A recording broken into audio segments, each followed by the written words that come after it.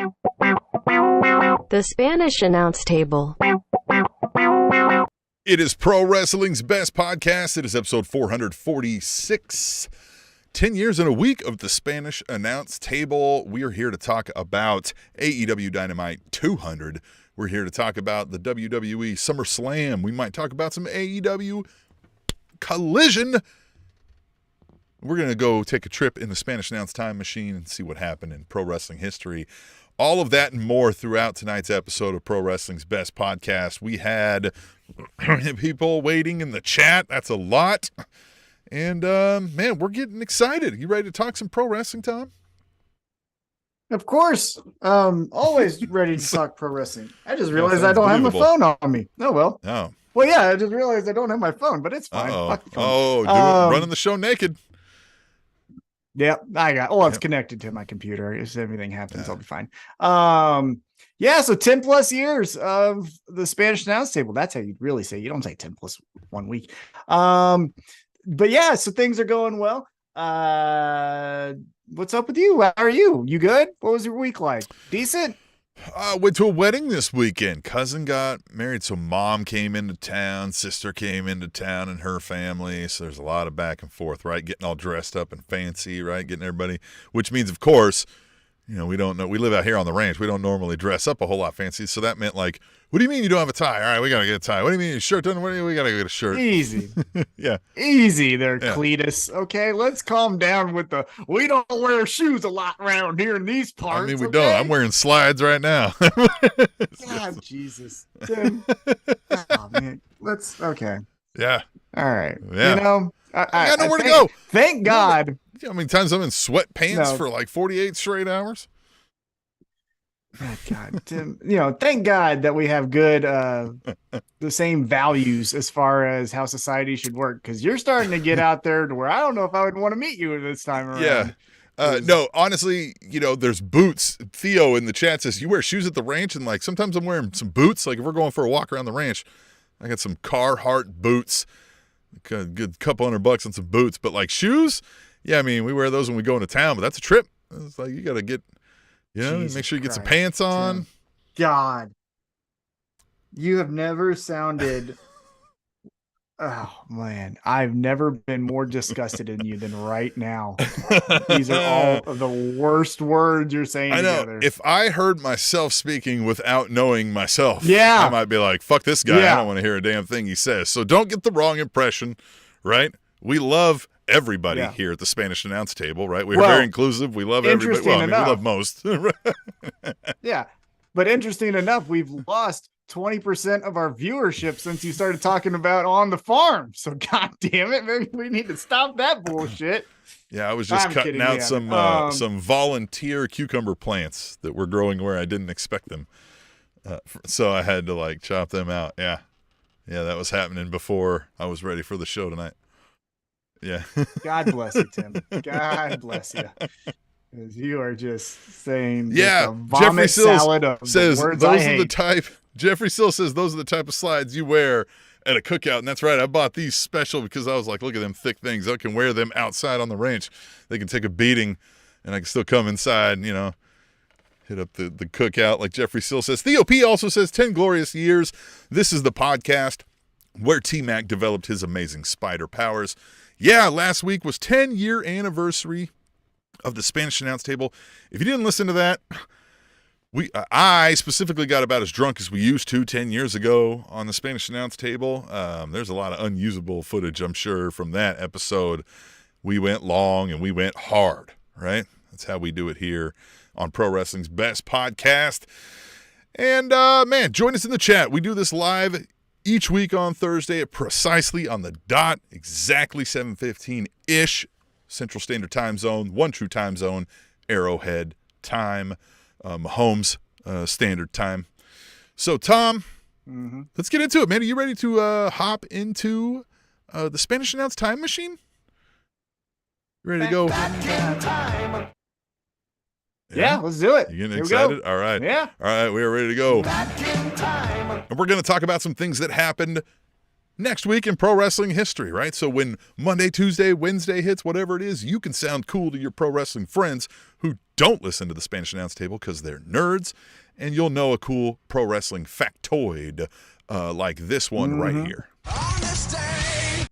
August 7th, 2002. TNA held their 8th weekly pay-per-view in Nashville, Tennessee. Ron Killings won the NWA World Heavyweight Championship, defeating Ken Shamrock. Okay. Bruce retained the Miss TNA title, defeating Taylor Vaughn in an evening gown match. Bruce. Oh, this is very TNA. Low Key won the X Division Championship in a 3-way match against AJ Styles and Jerry Lynn. Wonder what that guy's up to. Ricky the Dragon Steamboat was the special guest referee for a match where Apollo lost to which wrestler? I mean, the only one that I haven't heard you say, and admittedly, I don't always listen to every word you say, AJ Styles. We did say AJ Styles when he lost the 3-way with Jerry Lynn against See, Low like Key. what I say? I don't listen to your fucking words. Yeah. So who was it that lost? Who'd you say? Apollo, who I had not heard of. I had to look up who this person was, and I don't think you'd probably ever heard of him. Lost. But Ricky Apollo the Dragon lost. Steamboat was the special guest That's referee. why I thought AJ Styles. Christopher Daniels. That's my guess. No, it's your favorite. It's Jeff Jarrett. I was really hoping. I was like, you know what? I think after 10 years, he's probably going to switch it up. Like he might just go like, you know what? Nah, we're not going to go there. Maybe I'm going to fool Tom this time. Who's Apollo? Who's Apollo? Some dude. I didn't recognize it. I had to look it up on profightdb.com, I think it is, or profight.db, whatever that is. Yeah, man, I don't know. But yes, Ricky the Dragon Steamboat, all them years ago, 2022, still the special guest referee. He let Jeff Jarrett win a match, so I don't know how well this is going to go on Saturday. You mean 2002? You 2002. mean 2002. Sorry, what did I say? 22? Yeah. 2022, yeah. Yeah, no, 2002. Yeah, we'll see how he does. We'll talk about that Saturday's collision. So yeah, Jeff Jarrett, what a piece of person. What a piece of history. He's fine. Yeah, what a piece of history there. Yeah. All right, let's go. Let's have a little more fun and see what happened. August 8th, 1998. WCW Road Wild 98 was held in Sturgis, South Dakota. Saturn defeated Canyon and Raven in a Ravens Rules match. Juventud Guerrera won the WCW Cruiserweight Championship, defeating Chris Jericho in a match where Dean Malenko served as the special guest referee. Goldberg defeated Kurt Hennig, Conan, Lex Luger, Scott Hall, Scott Norton, Sting, and The Giant in an 8-man NWO Invitational Battle Royal. That happened. Hold up. Yeah. Why would you go to an invite from the NWO? Money. Of anything. Yeah, and to bid their ass. Yeah. Okay, Yeah. sure. Yeah. Right? Yeah, why not? Let's do it. Hey, look, Sure. Goldberg used Makes to sense. headbutt his locker. He didn't always make the smartest decisions. Hollywood Hulk Hogan and Eric Bischoff would lose in a tag team match against... To who? Is that who you asked? Yeah. Hold up. Yeah. Okay, hold on. It's Hogan and Bischoff? Hogan and Bischoff. Goldberg already competed. Yeah, 98. Goldberg won the 8-man NWO Invitational Battle Royal. I know it. I can see it. I see it. It's You got it. Yeah. Yeah. He was just in a car accident, burnt his face fucking all up. Got all the cars. Tonight Show. Diamond Dallas Page. Diamond Dallas Page and Jay Leno. Jay Leno, yes. Jay Leno. Because that was one of the coolest moments ever. Because, I mean, look, the Tonight Show has been something lesser than over the years because of how media has changed and all of that stuff. However, you go back to 1998, network is king. And they did an episode, I'll never forget, where Jay Leno was doing his monologue and Eric Bischoff and Hogan just walked up and was like, we're taking over, and kicked them off the set. And they went to commercial and they came back, and Bischoff, I think, was sitting in Leno's spot, and Hogan was like reclined out on the couch. That is, imagine if that happened today. Dyed stubble Hogan too, right? Like yeah. You know what I mean? Mm-hmm. Looked like he rubbed shoe leather on his face.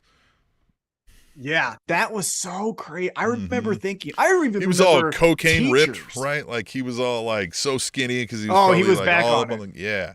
Well, he was back on that gas. But the thing that I remember going to school and teachers were like, hey, Thomas, like, you like the wrestling stuff. Who's this Eric Bischoff? I know of Hulk Hogan. Now they're calling him Hollywood. And I was like, yeah, so Jay Leno was wrestling. And they're like, what? I was like, I don't know how it's going to go down, but that's what's happening. Yeah, that was so weird. Good for them. Good for them. That was a good move. Good for them. That was a good time. All right, let's see what happened. Jeffrey Sill says, I was never a Jay Leno fan. Letterman better. And I agree. And when you hear some of the stories from all them folks, when you hear the stories from all them folks too, like he's not, better person, Letterman. Well, Letterman was also doing some things with some interns in some closets. I like Letterman better than Leno, though. No, Letterman sucks. Let's talk about that. The stupid human trick. You think the thing that's funny is if a dog can float? You know what I think Letterman is better at, and the thing that I watch those shows for better? Letterman's better in the interview.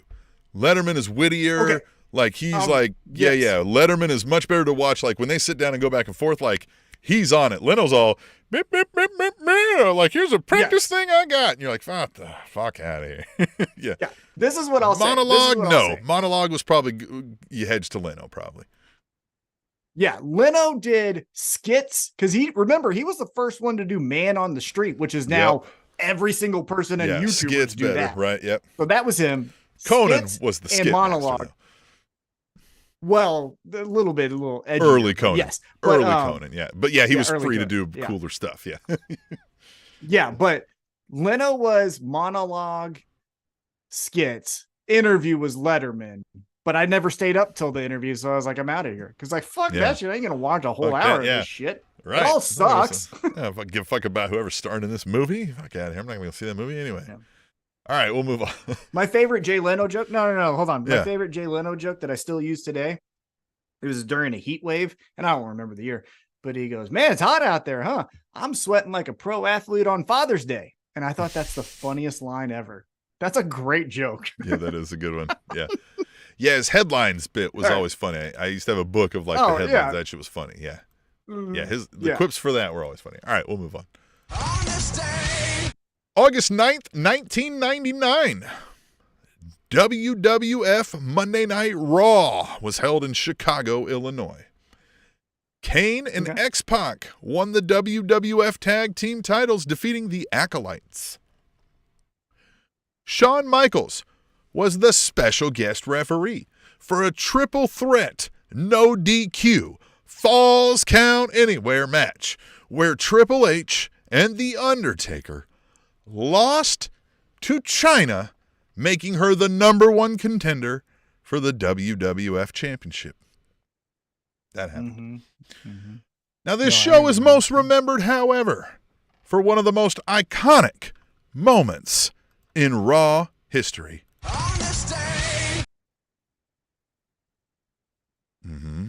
Do I get a hint, or just we're just saying iconic 99? Like, yo, shit happened. Not a match. 99? We'll say not a match. Okay. Surprise. Stone Cold with the Zamboni? A Rock promo was interrupted by the Millennium Countdown finally ending, revealing a debuting Chris Jericho, who would engage in an epic promo battle with The Rock. That's one where they still show when they talk about Raw's greatest moments. They show that today. Well, it was a great moment. This is, again, where people like to look at Jericho's career with rose-colored glasses, because I still remember this discussion we had about Sting and Chris Jericho. Chris Jericho does that, right? He goes, hey, Rock, boom, and then goes right into a program where he gets beat up by Road Dogg. Well, no, he starts to get beat up by Road Dogg, and then he gets beat up by like just lower mid-card guys. Like now you say Chris Benoit, but in 99, Chris Benoit wasn't shit. And so like Jericho just plummeted down the card and then had to go through and go back up to, on this card, China, the number one contender for the World Heavyweight Championship. He eventually had to wrestle her in triple threat matches across the country. So this idea that like Jericho came in and just fucking took over, that was bullshit.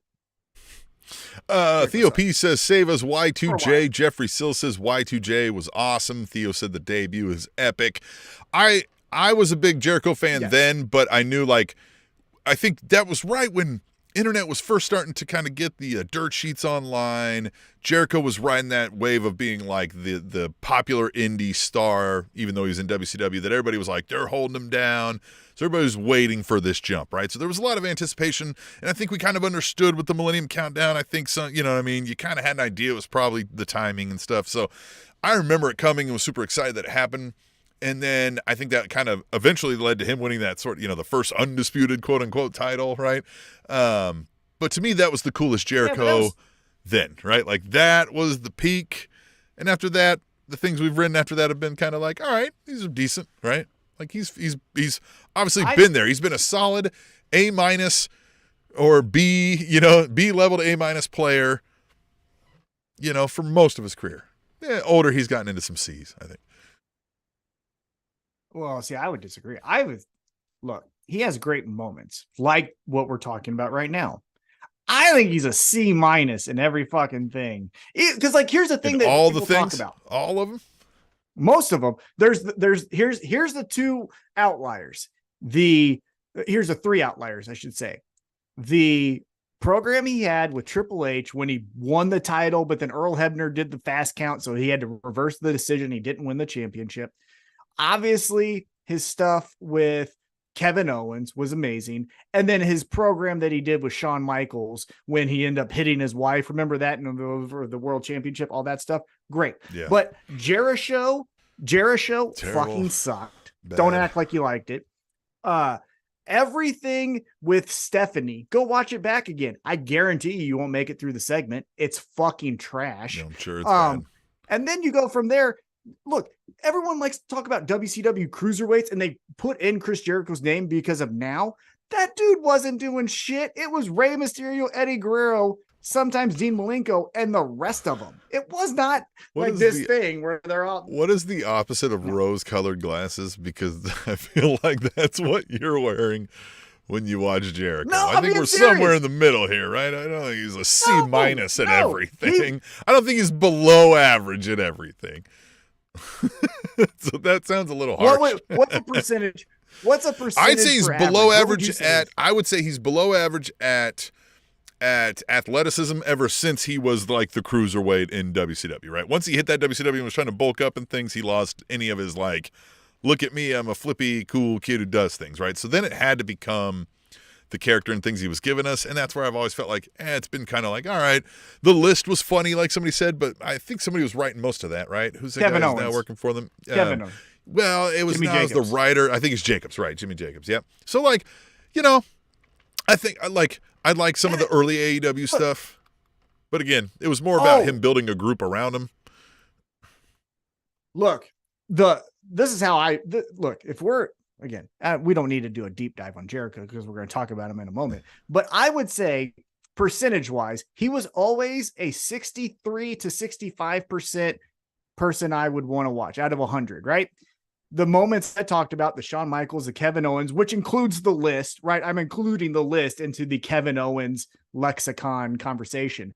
But once he was AEW, man, that motherfucker was riding all the way up. And then the MJF thing happened, and now it has been a fucking D minus, 42% at best. I agree. But should have stopped at the 30 years of Jericho. I still, whatever that was, the 5 levels of.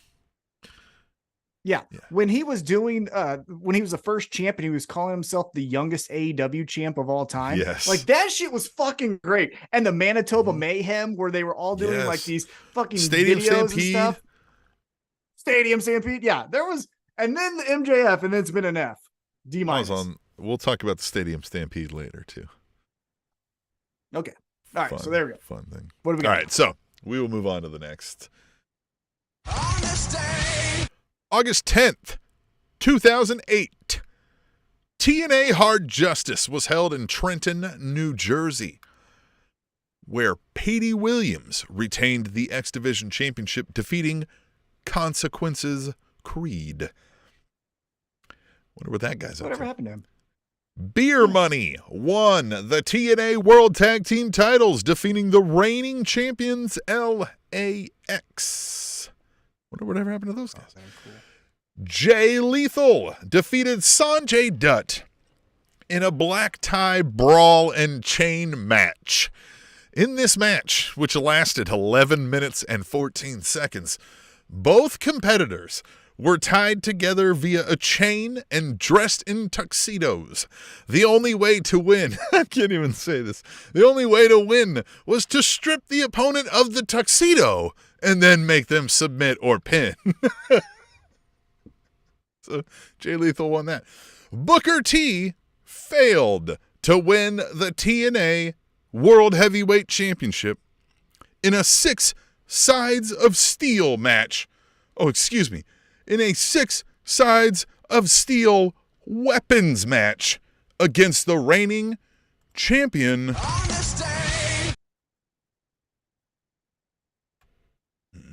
What? Yeah. What the fuck am I?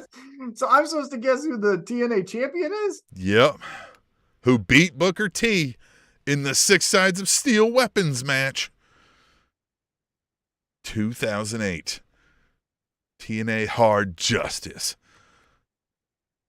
I'm going to guess because I think that this is what. Okay, you want me to do like my deductive reasoning thing? Out. Yeah, because it's a pure guess. Yeah, it's a pure guess. Okay. So 2008 was towards the almost peak of the MMA boom.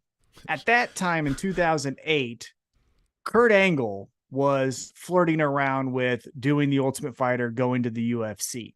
Okay. Now, I don't know when the fucking match happened, but I remember Kurt Angle doing an MMA fight match with Samoa Joe.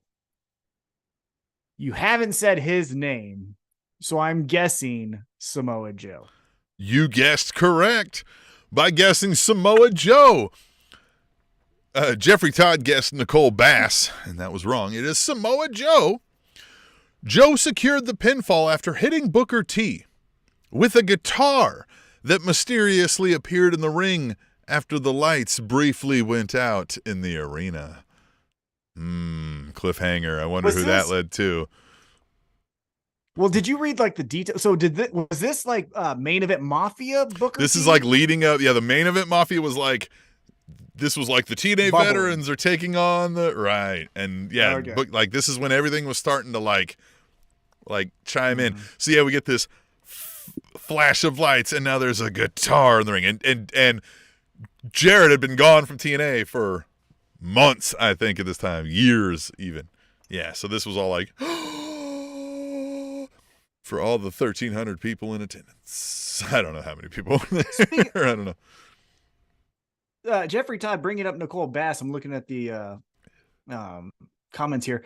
Go watch ECW Heatwave 98. It was 25 years ago yesterday. Nicole Bass is in there cornering like it's an MMA fight, but in the corner of Justin Credible against Chris Candido. Or no, Chris Candido took on Lance Storm. But she's in the it was Jerry Lynn. She was the biggest fucking person in that damn match. Oh, she was big. She was big. Definitely. Boom! She had some arms. August 11th, 2014.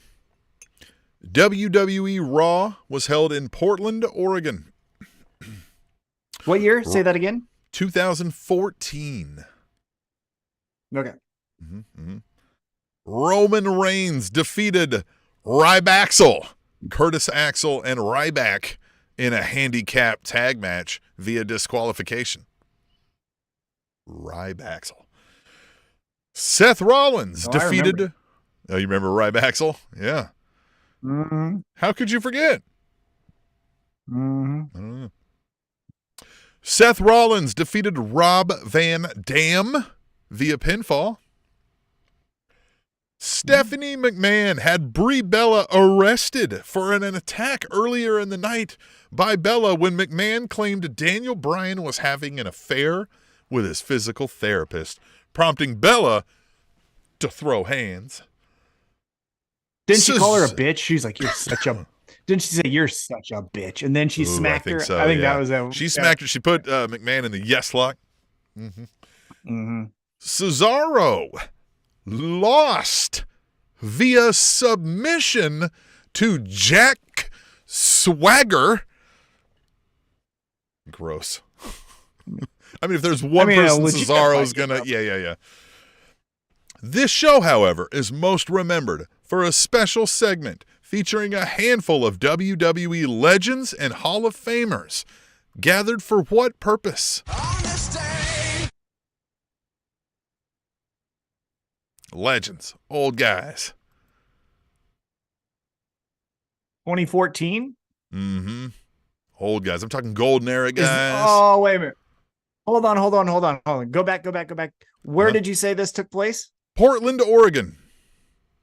Is this the championship thing where it was Cena and Orton and they had the whole, like, everyone who was a past champion and they hijacked the fucking thing and That's it was Daniel Bryan was the fucking man? It is not that, though. This is Hulk Hogan's birthday celebration. Oh, yeah. This is where Brock Lesnar crashes the party and he says, "Party's over, Grandpa." Party's over, Grandpa. Then Cena arrived to run Lesnar away. But he was punking everybody. He was like up in Flair's face, like giving him the fucking, "I will fuck you up." I love that Flair was like, "Yeah, bitch, you won't." And like Flair was ready to like, "I'm going to die right here in this ring if we're going to go, buddy, but I'll do it." Yeah, well, Kevin Nash was the one that was like pacing behind Hogan when Brock Lesnar was doing that stuff. It's like, "Nash, buddy, you can't bend your knee. I don't think you're fucking beating Nash, up you're Brock getting Lesnar." fucked up here. Like, I know you're big, right? Like, I know, and I know that probably got you got you through many fights in life, but it ain't here. It's not gonna happen with this guy.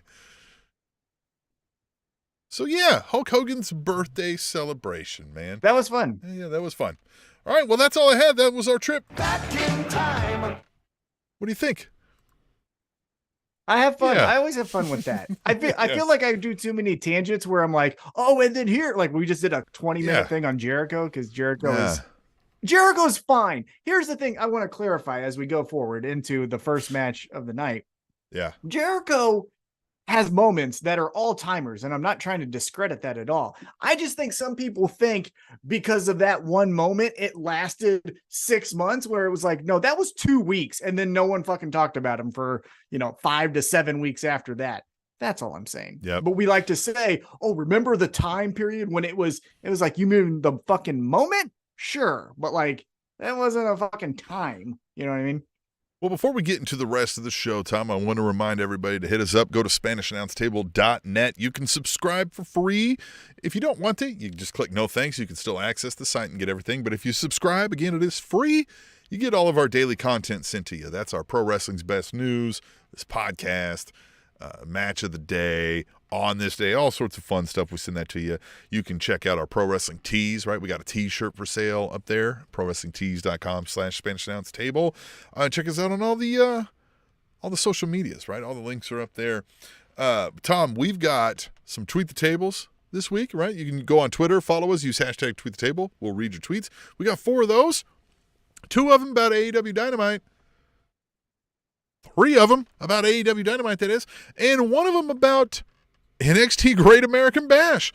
This is the beauty of it. We probably weren't going to talk about NXT Great American Bash, but you can dictate this show by using hashtag Tweet the Table or any of the various methods to reach us.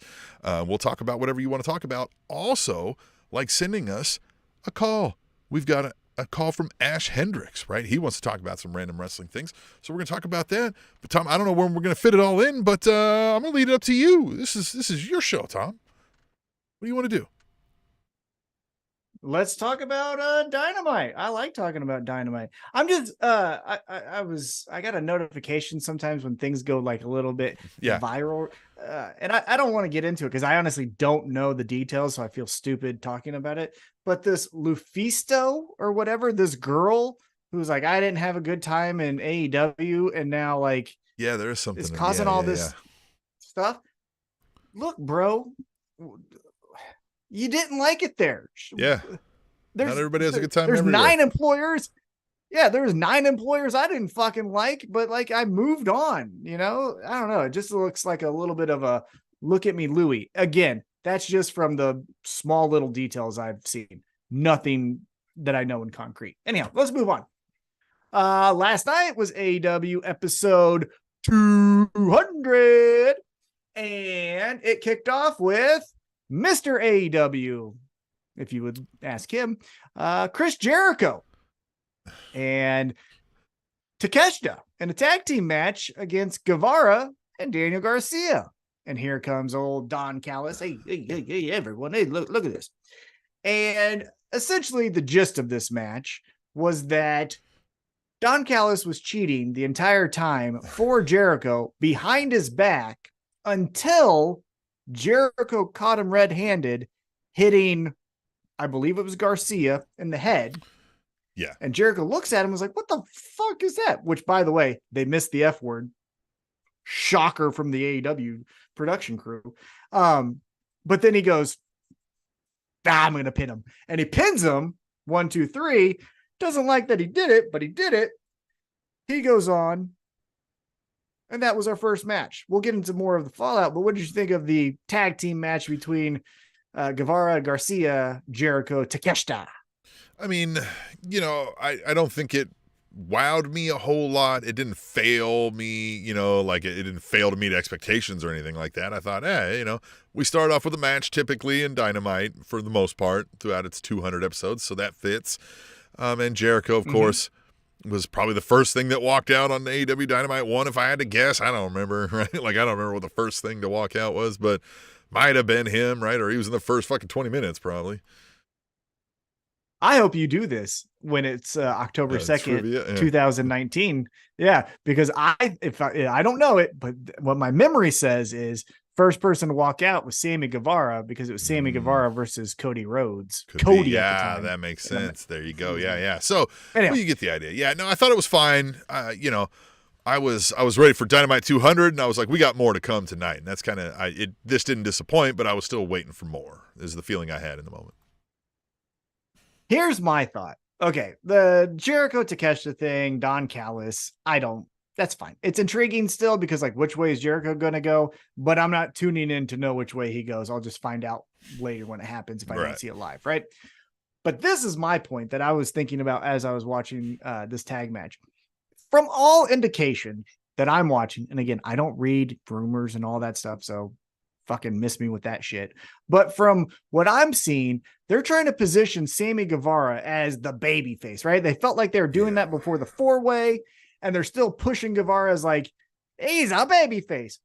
However, Daniel Garcia with this fucking dance thing when he gets chopped in the face, but then he dances again and he gets hit. That's babyface. Push that guy as your babyface doing that thing and your money.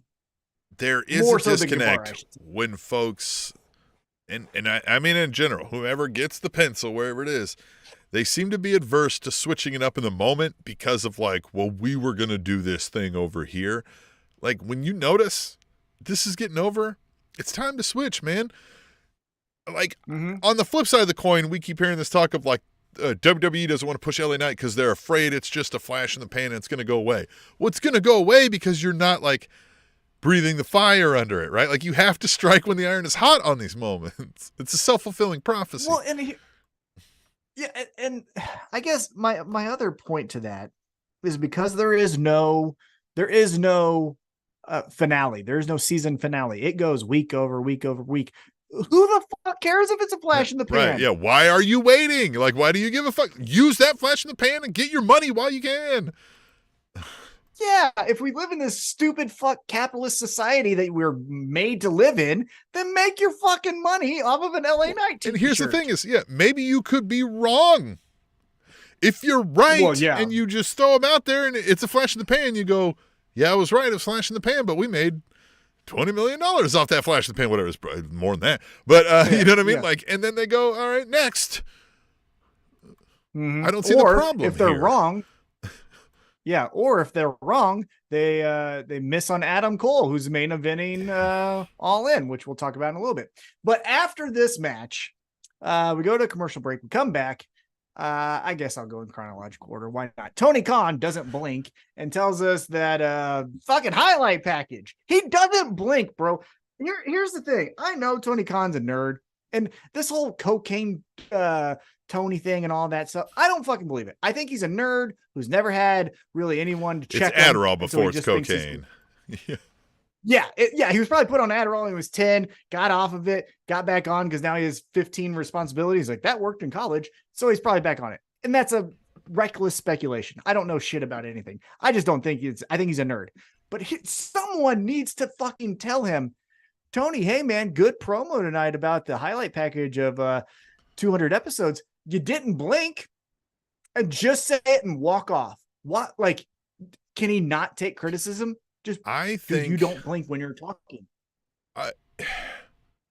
To all the CEOs and top level executives listening to the Spanish announce table, and I know there's many, right? Probably hundreds. Take my sage advice here.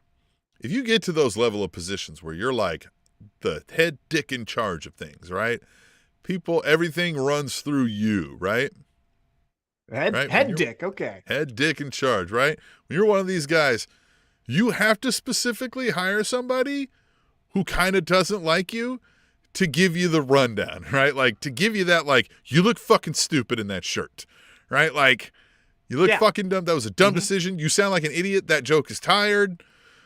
Because you will get yes-manned into what we call the Tom Cruise syndrome, right? We've talked about this on the show where, like, you get detached from reality when everybody's like, no, that's great. You look fucking wonderful. Yeah, no, everything looks great. No, that's a great decision. Yeah, car with 3 wheels looks great. Yeah, wonderful. Right? Whatever the fuck it is, you got to get away from that. You got to get somebody who fucking low-key despises you, right? And thinks they're pulling one over on you by taking your money, right? Like, but to tell you all the what for. Well, yeah. I guess I would just think that people who would think they're Teflon, like a Jericho, would just be like, hey, man, blink. You know what I mean? Because Jericho would be like, I'll go to WWE. They would love to have me, right? And so I wouldn't think he would be like skittish around Tony. Anyhow, here's my big criticism of this highlight package. He is exactly the guy who could do it. Him, Moxley, right? Be like, look, I can show up and be on the show tomorrow. I know your contract says I can't, but like we could make it. WWE would pay that out if we thought it was worth the money, right? Like CM Punk could say it. Maybe not CM Punk. He might not be able to go over there. You know what I mean? But Moxley, Jericho, probably even Cesaro. Cesaro could probably go back over there tomorrow. You know what I mean? Like, I don't fucking. Well, yeah. But so here's my point, though. Again, attention to detail is key in a successful anything, especially program. So they run this highlight package. Yeah, can't we get like an AI blinking thing when he's on screen? Can't we just like code it in? Can't we get it's 2023? Possibly. Right. So again, about we can make $1 million if we figure this out, Tom. So about the highlight package, the thing I was going to talk about is I lost my train of thought. Oh no, I didn't. The highlight package. So they run this highlight. Yeah, they run this highlight package, and look, the death of Brodie Lee is very traumatic, still, to especially a growing child, which is his son, right? However, we need to just pay attention to things. There was a comment on there that just took me aback. I think I sent you a video of this. I think I sent you a video where I said, they left in a comment that said Brodie Lee is the TNT champion for life. Yeah. Except he's They not. announced it. Well, they announced it after he had died. Yeah. So what are you saying? Well, not to, So for one, okay.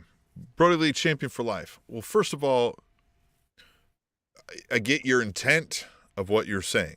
Right. What you mean is forevermore, Brodie Lee is the TNT champion.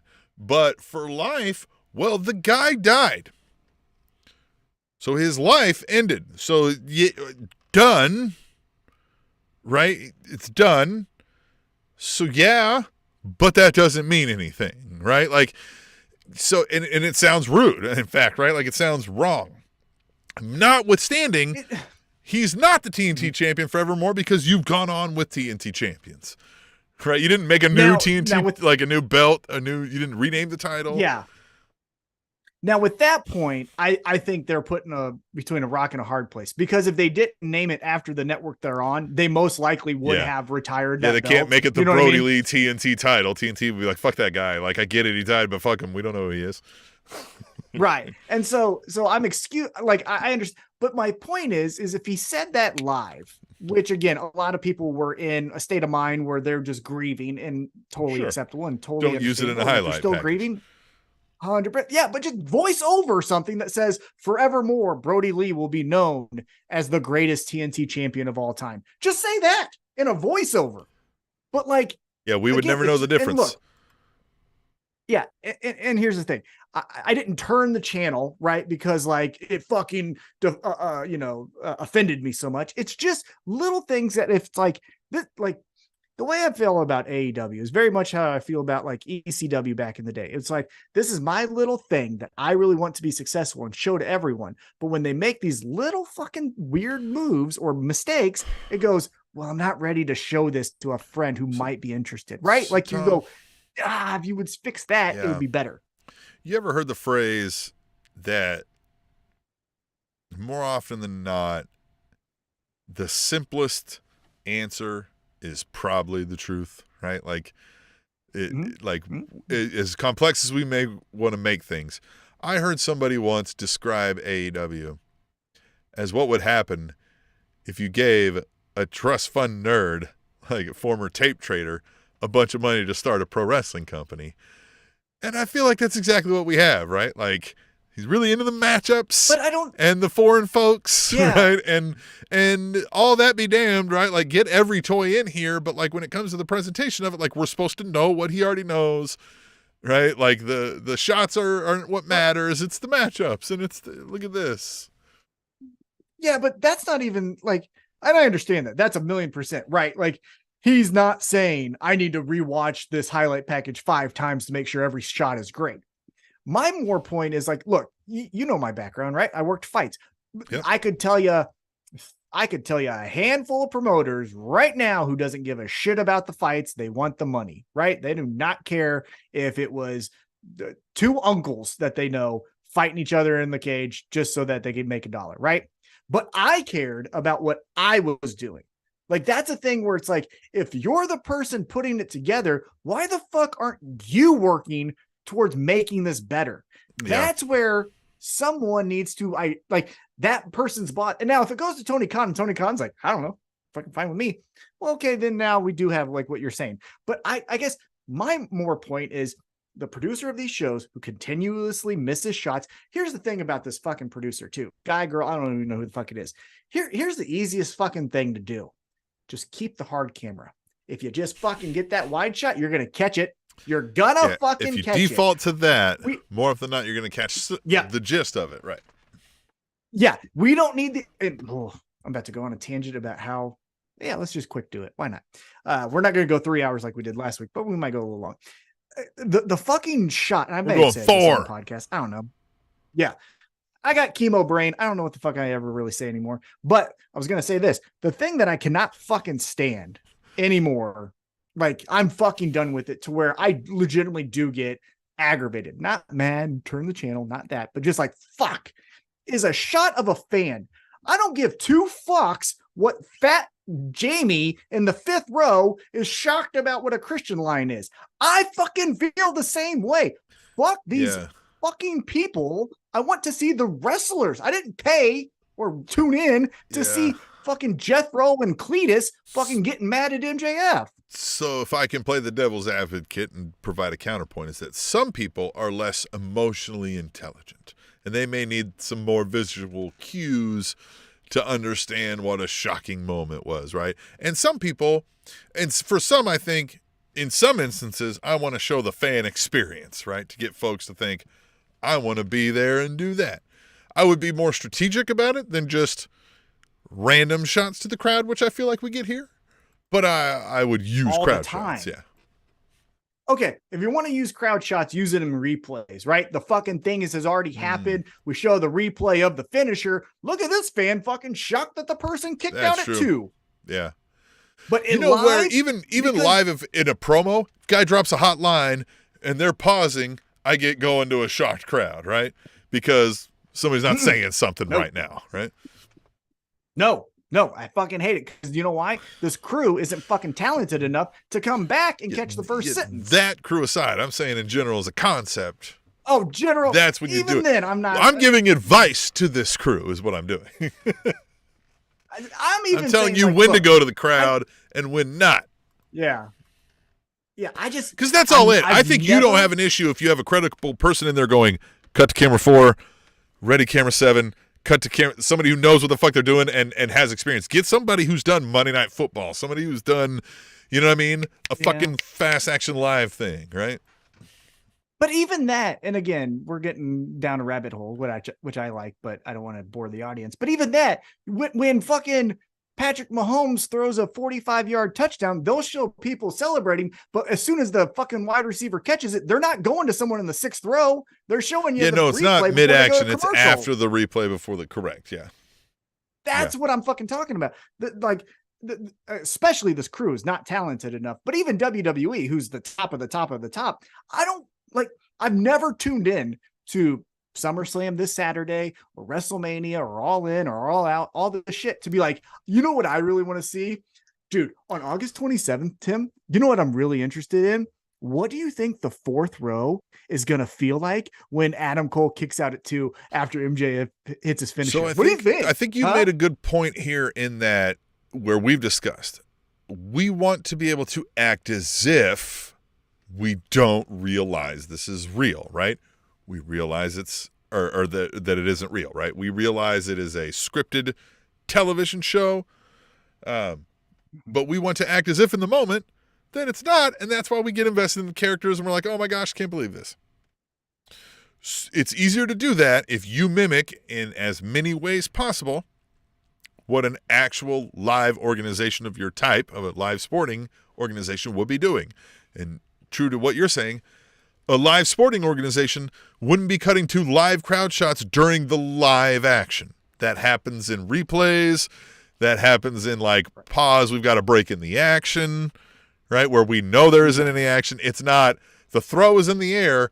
Let's cut to the people looking up, right? Following the ball and then back to the ball while the guy catches it. That doesn't happen. Correct. Yeah. That's where I can't get over it. Anyhow, let's get back to the show.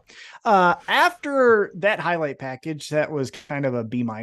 Matt Menard, in his best dad voice, man, he's doing this really well, tells Chris Jericho next week, mandatory meeting, and you're going to be there. What do you think about this Matt Menard? Matt Menard is seriously my honorable mention of who's in the top wrestlers right now. We don't get them enough to tell people this is one of the guys, but man, I have a feeling you could put him in a lot of situations and Matt Menard would catch fire, man. I think he's getting it down right now to where he's got a character going that much the way LA Knight kind of caught fire. I think this is a guy that you give him the right stage and man, you can get people repeating what he says. You can sell a lot of merch off this guy.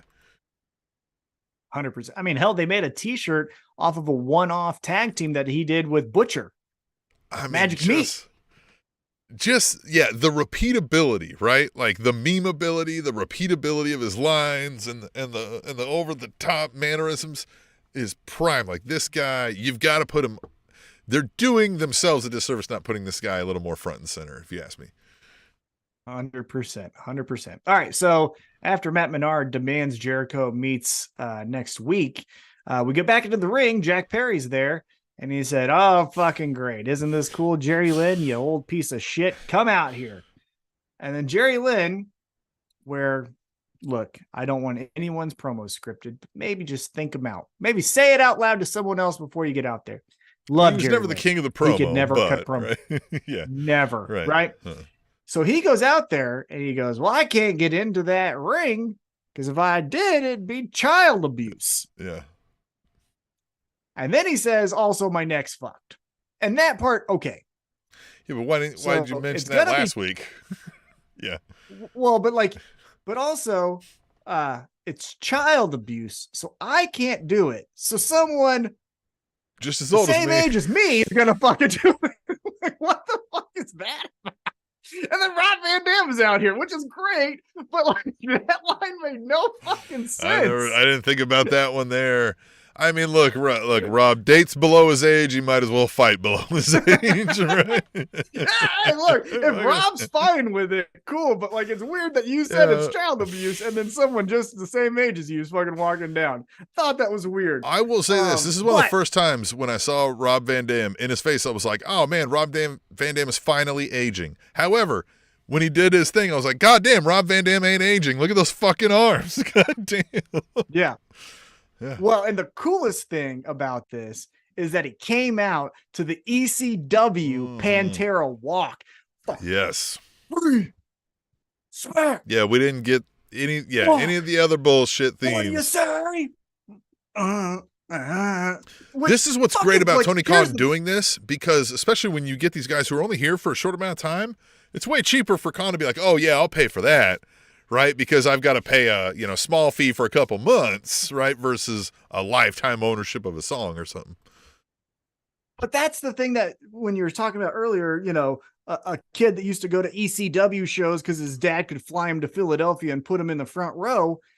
This is what we get when he's like, "Dude, I remember Rob Van Dam in ECW. It was fucking Pantera Walk. It wasn't that someone tried to replicate one of a kind from WWE. It was, we're going back to the original shit, and I'm going to pay for it." That's fucking awesome.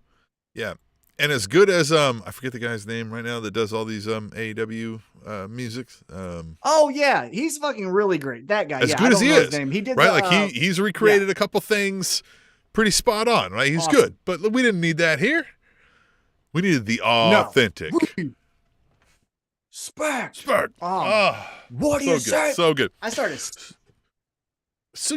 again, stomping in the I thought that was cool and that was fun. Now, in the back of my mind, I'm like, okay, I mean, this will be cool. Like, this is a fun spot. They'll probably do this at All In, right? Or whatever. What is it? It's All In over there or All Out. I forget which one is the one in London. They're going to do that, and that'll be fun, right? But I was like, I'm going to remember this for what this was a fly-by-night appearance by Rob Van Dam for this big event, and that's going to be cool and fun, right? We're all going to do the fucking Rob Van Dam. He's going to make some jokes about getting high. We're going to love that. Oh, you think it's going to be at All In? Mikey Ruckus. That's what Jeffrey Still says. Right? Yeah. That's where we're going. I thought they're wrestling next week. Ooh, are they? Okay, again, I don't read shit about shit, but I thought he said he did say in the that next promo, week, did he? "I'm going to win the FTW championship." When is the All-In thing? That's not until September, this. right? Yeah, that's too far. Yep, that's right. No, August 27th. It's at the end of the month. Well, that's still too far, though. Well, maybe we get a little schmoz. You think he would want to book him for that? Rob Van Dam, maybe he does something different then. No. Yeah. You're wrong. Where's my pencil? Here's my pencil. Right. You ready for this? Tom's got the pencil. This is how it fucking happens. Tom's got the pencil. Tom's got the pencil. Here, this is how it happens, pal. Sit down and learn. Take some notes. Next week. Yeah, there you go. You ready? Next week. How do you spell Jack next? Perry. XT. Right. Next week, Jack Perry finds some way to roll up, or you know what I mean, shenanigans by the skin of his teeth. Kansas City beats Rob Van Dam. Something beats Rob Van Dam. And the next week, he's like, "Who the fuck is here to beat me?" Then that's where we bring out a Sabu again, or someone who can wrestle. That's a Tommy Dreamer ECW person, right? Yeah, Bully Ray, right? Someone Bully like Ray that. could go for a match against Jack Perry for sure. He can still go. Yeah, 100%. Yeah. So we're gonna do ECW, ECW, ECW, and finally, the week before, Jack Perry has conquered the 3 legends because I think that's how much time we have, right? So he beats Rob Van Dam, Tommy Dreamer, Bully Ray, and then he goes, "Look at this! I'm going to All In as FTW champion. Isn't that fucking cool?" And then Hook comes back. No, Hook comes back, or this is how you should do it. This is actually how you should do it because that's a better idea. You have them each come out, and then Jerry Lynn comes out and he's like, "I have one more guy for you." And then Hook walks out and he's like, "Motherfucker, All In, Jack Perry. We're gonna do an Extreme Rules match, FTW it's championship, an Extreme Rules lumberjack or something, right? Like they're gonna have all the guys dotted around. Yeah, we're gonna get the Sandman there, and then we're gonna get fucking Tommy Dreamer. Yep. That's the thing and so then you do the Extreme match, which I mean, AEW, they play fast and loose with their rules. Sometimes they are extreme matches without even being said. But yeah, that was my thought is in Wembley Stadium, you do Jack Perry, Hook, and throughout these little spots to give both guys, because they're still pretty green, little like brevity, you bring in Sandman. Extreme Rules anywhere in Wembley, a Wembley, Falls Count anywhere in Wembley match, right? And then, as they run into a broom closet, there's fucking, Raven, right? And he's like fucking hanging out in the dark, and he fucking gives Jack Perry a little fucking, titty twister, right? And it sends them on their way down to the next spot where it's Jerry Lynn, right? And it's Bully Ray, right? Yeah. Every stop, there's an ECW original. And then it ends. Yeah, and then it ends with Taz. They get to commentary, wherever commentary is going to be. They get to the commentary. Taz puts the Taz mission on, then throws him to Hook. Hook then does some, not an F5, but does some type of big move, and then does the red rum and beats him that way. You know what we need for that? We need Joey Styles. Oh my God. Yeah. Oh, that'd be fun if he was just in the crowd. If he just comes out and he goes, oh my God! Like right at the end. Yeah. Yeah. Yes. That would be fun. That's how I would book it. That's how you should book it. I don't know if that's what you're going to do, but that's what I would do. All right. Then after that, after Rob Van Dam comes out and we get a match for next week, a video is shown where the women's title match is the main event. So we got to fucking find out on the fly how we're going to do the rest of this format, because this is a fucking curveball. It's like you forgot the main event. That's normally the match before the main event. Yeah. Did you have something that we're not going to see? No, I'm kidding. Actually, you did, but anyhow. Then we get to a 3-way match, which was apparently a hardcore match. Trent Beretta, Jon Moxley, Penta, Zero Miedo, go, and they fucking go. This was wild. And honestly, I was shocked by Jon Moxley because I think we got all the way throughout this match and he didn't bleed. He didn't bleed. Isn't that weird? Trent Beretta did, but not Moxley. I want to point something out. Everybody should subscribe to the Spanish Announce Table at SpanishAnnounceTable.net, right? And if you subscribe to this podcast, you get the pro wrestling's best news each day, where we give it to you, the best. Don't you forget it. There was this thing of like AEW issues a banned moves list, right? We're going to ban all these things, and then all these other things need to get approval. And since then, in nearly every segment or match, I've seen one of those things. Thanks, AEW. And that story was confirmed by wrestlers and producers and stuff. Like, that wasn't like Dave Meltzer going like, I heard they put a ban. No, this was like, they were like, yeah, no, I saw it. And everybody's like, nah, fuck that. Well, but here's the thing. Tony Khan probably was like, no, you do need approval. I approve all of it. They're like, okay, cool. And they just go out there because they're like, all right, I get it. I can't do that. Yeah. Well, when you said the story, what immediately came to my mind is Tony Khan doesn't really give a shit. TNT, TBS, Turner, whatever you want to call it, they do. So we're going to put out this list. I told them they can't do it. Exactly. It's live, pal. Hey, what do you want me to do? Yeah. Yeah. Hey guys, don't do that again. Hey, listen, if you need to take me off the air, I get it. Just call the advertisers and let them know.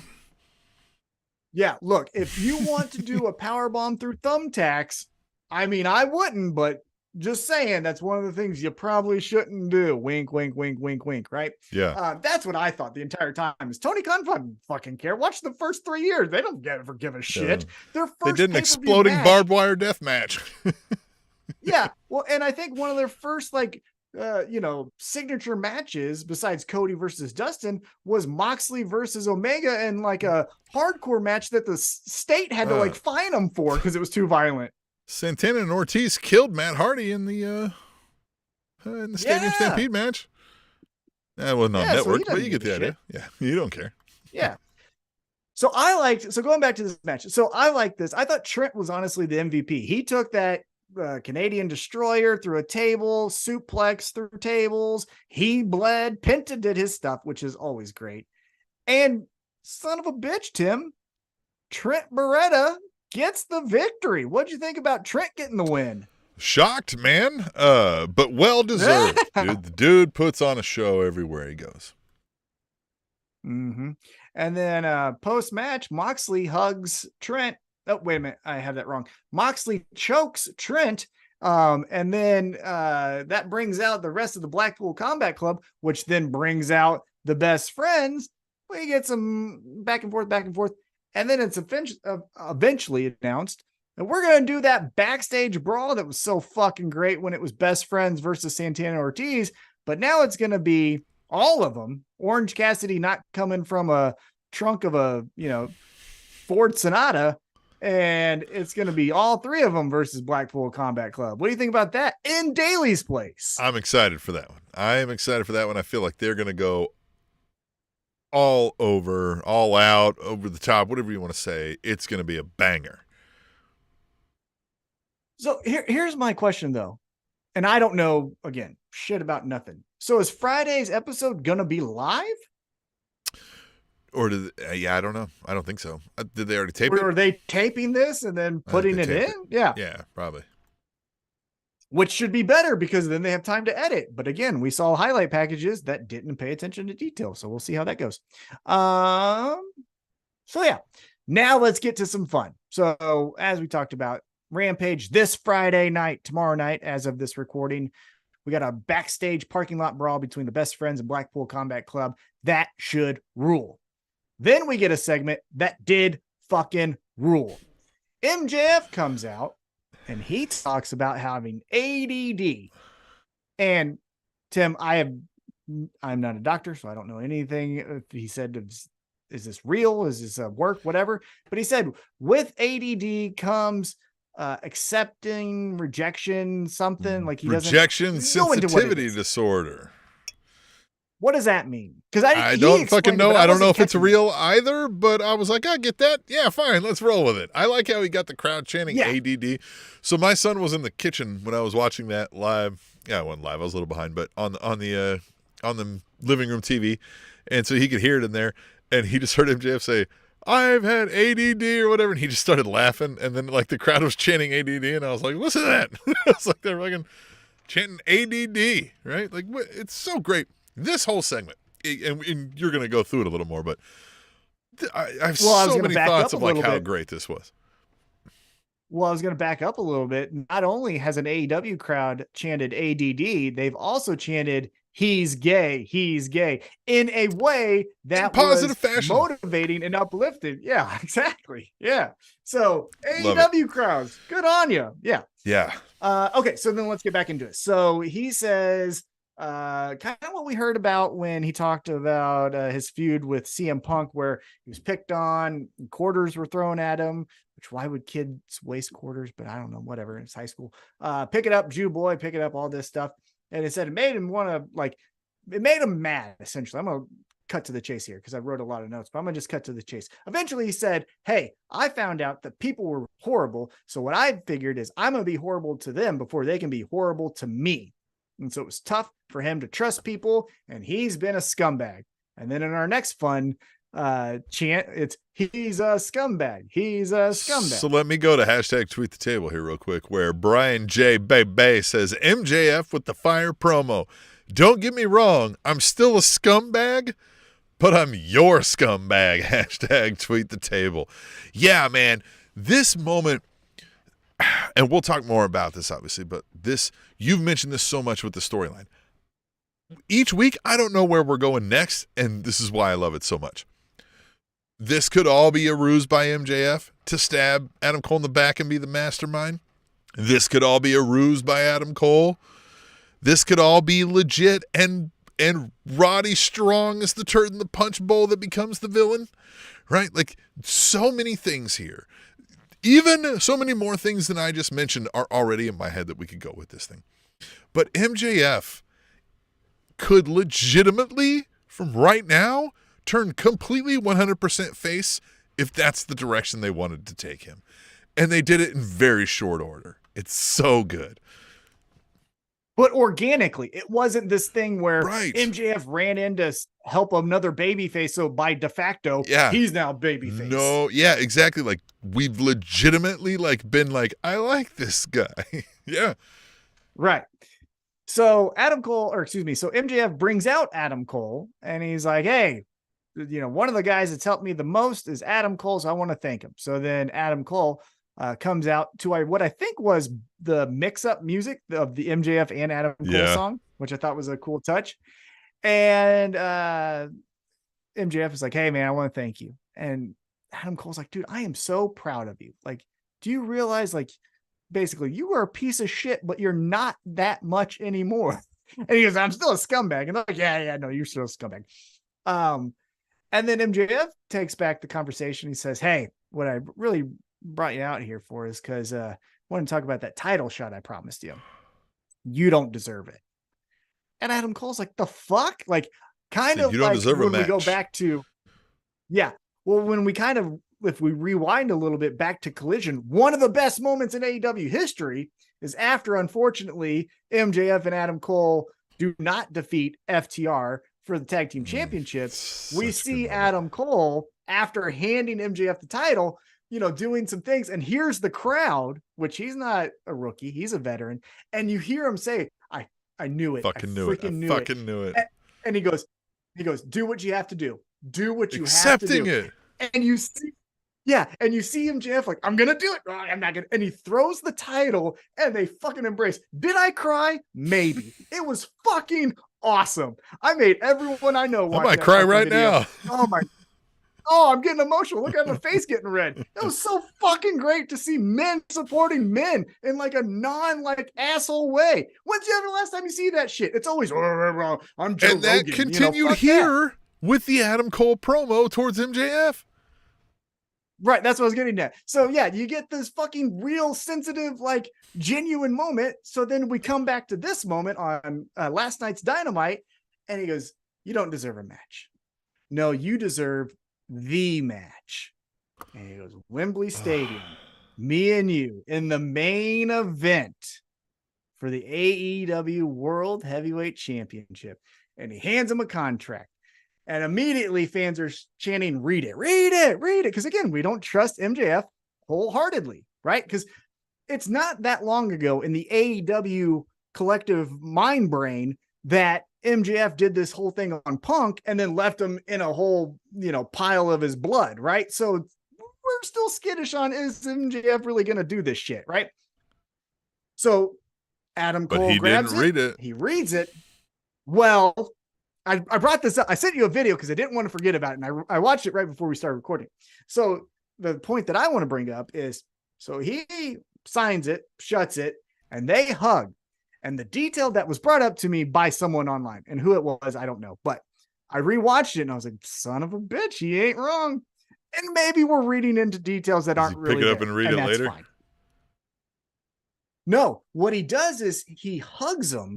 And he hugs him, and then he puts his hand in a fist, and it looks like he's mimicking stabbing him in the back. He does this motion. Like, this is why you need to watch the YouTube, because I'm not going to describe it. He puts his hand in this kind of a motion and then hits him in the back, which looks like he's stabbing him in the back. And it's like, is that foreshadowing. This is where this is so much fun. I love this fucking storyline. God damn it, Tom. So there's so many things. So he didn't read the fucking contract, and I didn't even put two and two together that they were chanting read it, and he didn't read it. We could get to this thing, and they're like, yeah, you got a match, but it's a fucking, MJF can use every weapon, and Adam Cole has an arm tied behind his back match. It could be so many fucking things, right? But we also got what I was saying here. Adam Cole was giving him the bro love talk of a lifetime, right? Like, you've changed, man. We're so proud of you. These people love you. You are enough, right? Like, you don't have to fucking hide anymore, right? Like, the heart is in you. We all knew there was a great guy. Just all heartwarming shit. And now it's the best. Man, we could get the double attempt, right? They both try to stab each other in the back. Who the fuck knows where this is going? And I love it. I love it. I love it. I love it. Yeah. So we jump backstage, and okay. On the surface, this didn't make any fucking sense. Now, again, we might get some more details and now understand why he threw a fucking hissy fit here. But Roderick Strong is just throwing shit and just is beside himself. Which, okay, here's my point about this, why it didn't make any fucking sense. Hey, brother, your friend got a world championship shot. Regardless if he likes MJF or if he hates him, he got a shot at the championship. So why the fuck are you so mad? At what is being billed at, and again, pro wrestling is a lot of fluff. But they're stating now on their graphics on live TV that this is going to be the biggest attended wrestling event in the history of wrestling. I know WWE stated numbers that we all agree were fake, right, above it, but yeah.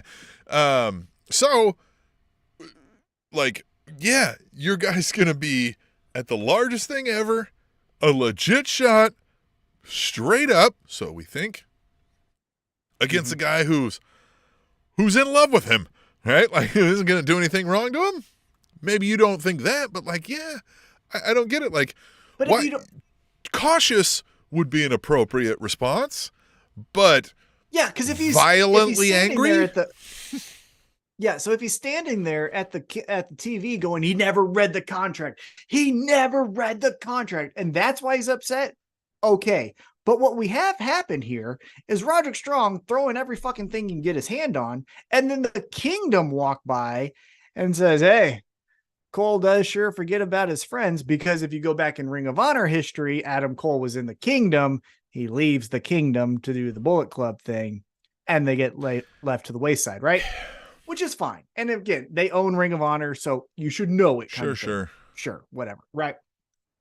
But again, I will say, it makes no fucking sense, pal. They're going to be fighting each other. If you think MJF is going to do something to him, your friend has the opportunity to punch him in the fucking mouth. Right. Now it's a level stage from what we understand, right? It's the fight.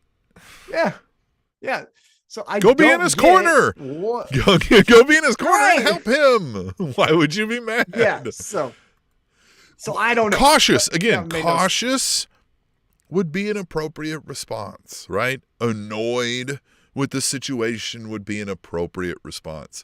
Violently angry, throwing things around at your place of work is not an appropriate response, nor is so much that you were so violently angry that like your arch nemesis came up and like were in your face and you didn't even you were so in the zone spitting on yourself that you didn't even notice. Come on. That felt like overacting and a reach outside of the story. It just, it made no sense that anyone would act that way, but we move on. Now let's get to the dream match of dream matches. It is the Elite taking on Jeff Jarrett, Satnam Singh, and Jay Lethal. Team TNA versus AEW. Jeff Jarrett and Kenny Omega in the same ring.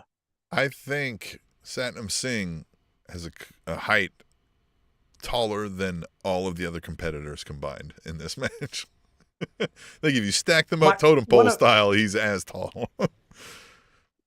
One of my favorite moments of this match was when he does get tagged in, and I think it was Matt Jackson. He goes toe to toe with him. He looks up and he goes, "Well, I'm gonna make a tag." And the other two guys go, "Nope." And when they walk down, not today, pal. Good luck. Listen, we're all gonna get there, but you're first. Yeah, it's like you get first. Yeah. And they walk down. Luck of the draw. Right? And so. Again, earlier in the day, actual news that we know is verified because it was named by both the people and the company. Sports Illustrated even. Re-sign. Yeah. Yeah. The Elite re-sign with AEW. So we get basically the Elite, including Hangman. Like, that's a distinction. Well, they'll call the Elite sometimes. That's what I think. They are, but like they'll refer to just Young Bucks and Omega as the Elite. Right? So I want to make that distinction. Like, we're talking about the full Elite here. Yeah. To me, the Elite is the four of them, plus Cody Rhodes, even though he left. That's still the Elite to me, but whatever, right? That's my definition of it. So essentially we get at the very end, a guitar is brought into the ring. The guitar is kind of passed around. Eventually Hangman comes in, does his buckshot lariat.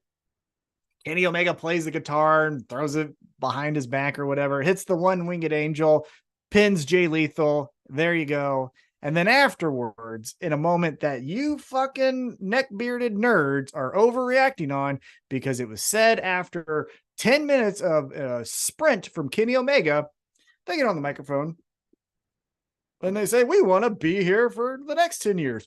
Whether that's 200 episodes, and we want to be here for the next 200 episodes, whether that's Dynamite, Rampage, and he goes, and even Collision, which he's just thinking of the shows that are on television and naming them and goes, should I say this? Why not? He's not doing and then at Wembley, Omega's going to attack Punk. Fucking nerds. Cut it out. And, if he does, that'll be a great moment. But, like, you don't have to have thought of it beforehand for it to be cool. Like, just wait. We'll get there. Granted, we do some of that here on this show. But, again, like, we're trying to come up with content here, right? Like, we'll be spitballing sometimes. But, like, like, this idea that, like, because CM Punk is back, that every action that CM Punk and the Elite are ever involved in has to be some sort of nod towards, a thing happening to them. It's almost more possible that these folks never get in the ring with each other. Ever. Or that they never honestly consider each other. That's the thing that I want to bring up is he's probably just saying it. Like, I don't know Kenny Omega's name, whatever his government name is. I bet that person was talking on the microphone. It was not Kenny Omega, the wrestler. You know what I mean? I saw his real name the other day, and I forgot what it was, but I wanted to mention it because you wouldn't guess it, and I forgot it. Damn it. Yeah. So, but this idea that everything said on AEW television or even WWE television is this thought out thing by a writer. No, grow up. Let's move. Tyson Smith. Then. Anyway, sorry. That's his real name? Yep. No way. We're going to fact check this. That's what it said. I just did fact check. That's what it said. Well, I'm going to fact check it. You talk about the Mogul Embassy attacking Nick Wayne. Hey, this is fun. I like some of these cinematic things, right? I like one or two of these a show, right? I really like when we get into, a little disturbance from the norm, right? Everything's a backstage segment or an in-ring match. These help a lot. And this was interesting. I think it is Tyson Smith, isn't it? Look at your face. Look, I'm going to put it up on the, look, you're all front and center. Look at your face. Go by that. That's way cooler than Kenny Omega. Tyson Smith? That's a fucking cool name. Okay, I'm sorry. Go ahead. Anyway. No, I forget what they said was like, hey, we got a call that he's training here or something, or he posted his training spot on the gram or something. So we're about to roll up, right? And they rolled up. Mm-hmm. And at one point, did AR Fox have a knife to his throat when he was telling him to make the phone call? Is that what that was? Like, yikes. Yeah. Now, was it a knife like Cool Hand Ange when he brushes his hair? I don't know. I think it might have been a stick, but I was like, yo.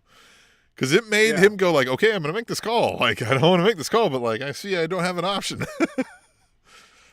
Well, and so breaking kayfabe for a moment, the fucking blade job that Nick Wayne does on himself. The last image here. So again, we'll cut to the chase here. They go to the garage.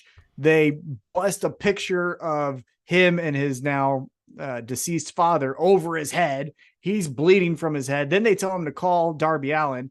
Darby Allin gets the call and they're like, ha, ha, ha, you're a bitch. And then Nick Wayne is just left in this pool of blood that, I mean, cinematically looked outstanding. I mean, it probably fucking sucked to go through, but as the viewer, I was bought in 100%. This is the most credible Swerve Strickland has looked in his entire AEW run, even more so as an AEW champ with Keith Lee. Like, this is the Swerve Strickland that I thought this was done real well. I felt like they could use a little writing help with like the ending line and things like that, right? Like like whatever he said, like Mogul Embassy. I forget what he said, right? Like I think like the concept was great. I think they delivered on like the emotionality and like the ruggedness of it. But yes, this is the most I've been invested in Swerve and Mogul industry outside of like Swerve and the Keith Lee thing, but even more so for me. Like, this is the best that they've done since they've started. So love it. Excited to see, because again, you beat Darby Allin. That's a very credible win. You get that and maybe one more over Keith Lee. You got Swerve Strickland that could be challenging for the heavyweight championship. That's all I'm going to say is, again, go back into the we're talking about 200 episodes of Dynamite. Go back in the history of those 200 episodes, any world championship match that they've had for the men's side. You know how many non-white dudes have been in it? 0. So we move on, and Ring of Honor, because why not? We're on Dynamite. Ring of Honor tag titles. It's Aussie Open, who, you want to talk about Roderick Strong being a creative character. This team is the creative team. Take on Commander and Vikingo. And I was telling, I think it was Justin this, or maybe it was someone else. Maybe Justin Floor. Charlie. So I was telling someone this, that like, look, this Commander and Vikingo, I'm going to start with them first, then we'll get to Aussie Open. This Commander and Vikingo. Can I pause you real quick? Because we have a tweet the table about Vikingo and Commander. Oh, it's outstanding. From Brian J. Bebe, and he says, holy shit. Vikingo and Commander as a tag team? This is what I've been wanting. Hashtag tweet the table. Is it? I'm being serious. Is it? Now that it happened, is it still what you want? I think is the question Tom is asking. Because, like, I don't mean to be rude. I really don't. But if you don't tell me any story and you just say, here's a match, if I see it once, which I did for the first time in person when Vikingo took on Kenny Omega, I'm impressed and I leave going, that son of a bitch Vikingo can fucking do all those flips and shits, and he can sell pretty good too. I like him. And then I see him on another episode of Dynamite. And then I see him on an episode of Ring of Honor. And then I see him on an episode of Rampage. And now I see him on another episode of Dynamite. I've seen it. Again, if you're new, I get it. But for someone who's a watch every episode type of guy, this ain't for me. This is for your pre-show of pay-per-view to get people to buy that never heard of your stuff. But like, I just do not care about that style of wrestling. Sorry.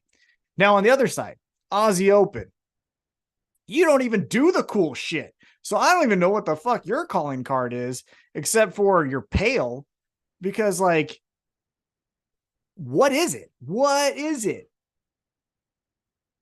I don't know. And you know what? Like, I feel like this is a team, you know, we would have heard about, right? Like, we would have heard, like, Aussie Open's coming to AEW. You guys have never heard of Aussie Open. You guys should watch more into Aussie Open. Look, man, I'm sure the guys pull a mean double spinning off the top rope brain buster to the opponent. I don't give a fuck, because they don't make me feel anything about why they're doing it to said opponent. And so, like, and they've still shown me nothing in that regard. So, like Tom said, they're forgettable and they look like creative characters. You know how I know they're forgettable to you, Tim? We watched them live at a GCW show. Do you remember that? No. We did. It was against Nick Wayne. It was Nick Wayne and the other big tall white guy that the GCW has versus the Aussie Open. Aussie Open won. And that was them. So there you go. That's how much of an imprint they made on Tim is he can't even remember that he saw him live in person on a trip to Chicago that we went to for wrestling. So they win, whatever. Again, and I don't mean to be mean. Like I said, if this is your first time seeing Commander and Vikingo, I get it. If you're like, what the fuck are you talking about? That shit was cool. Look, Patrick Mahomes throws the ball 60 yards in practice.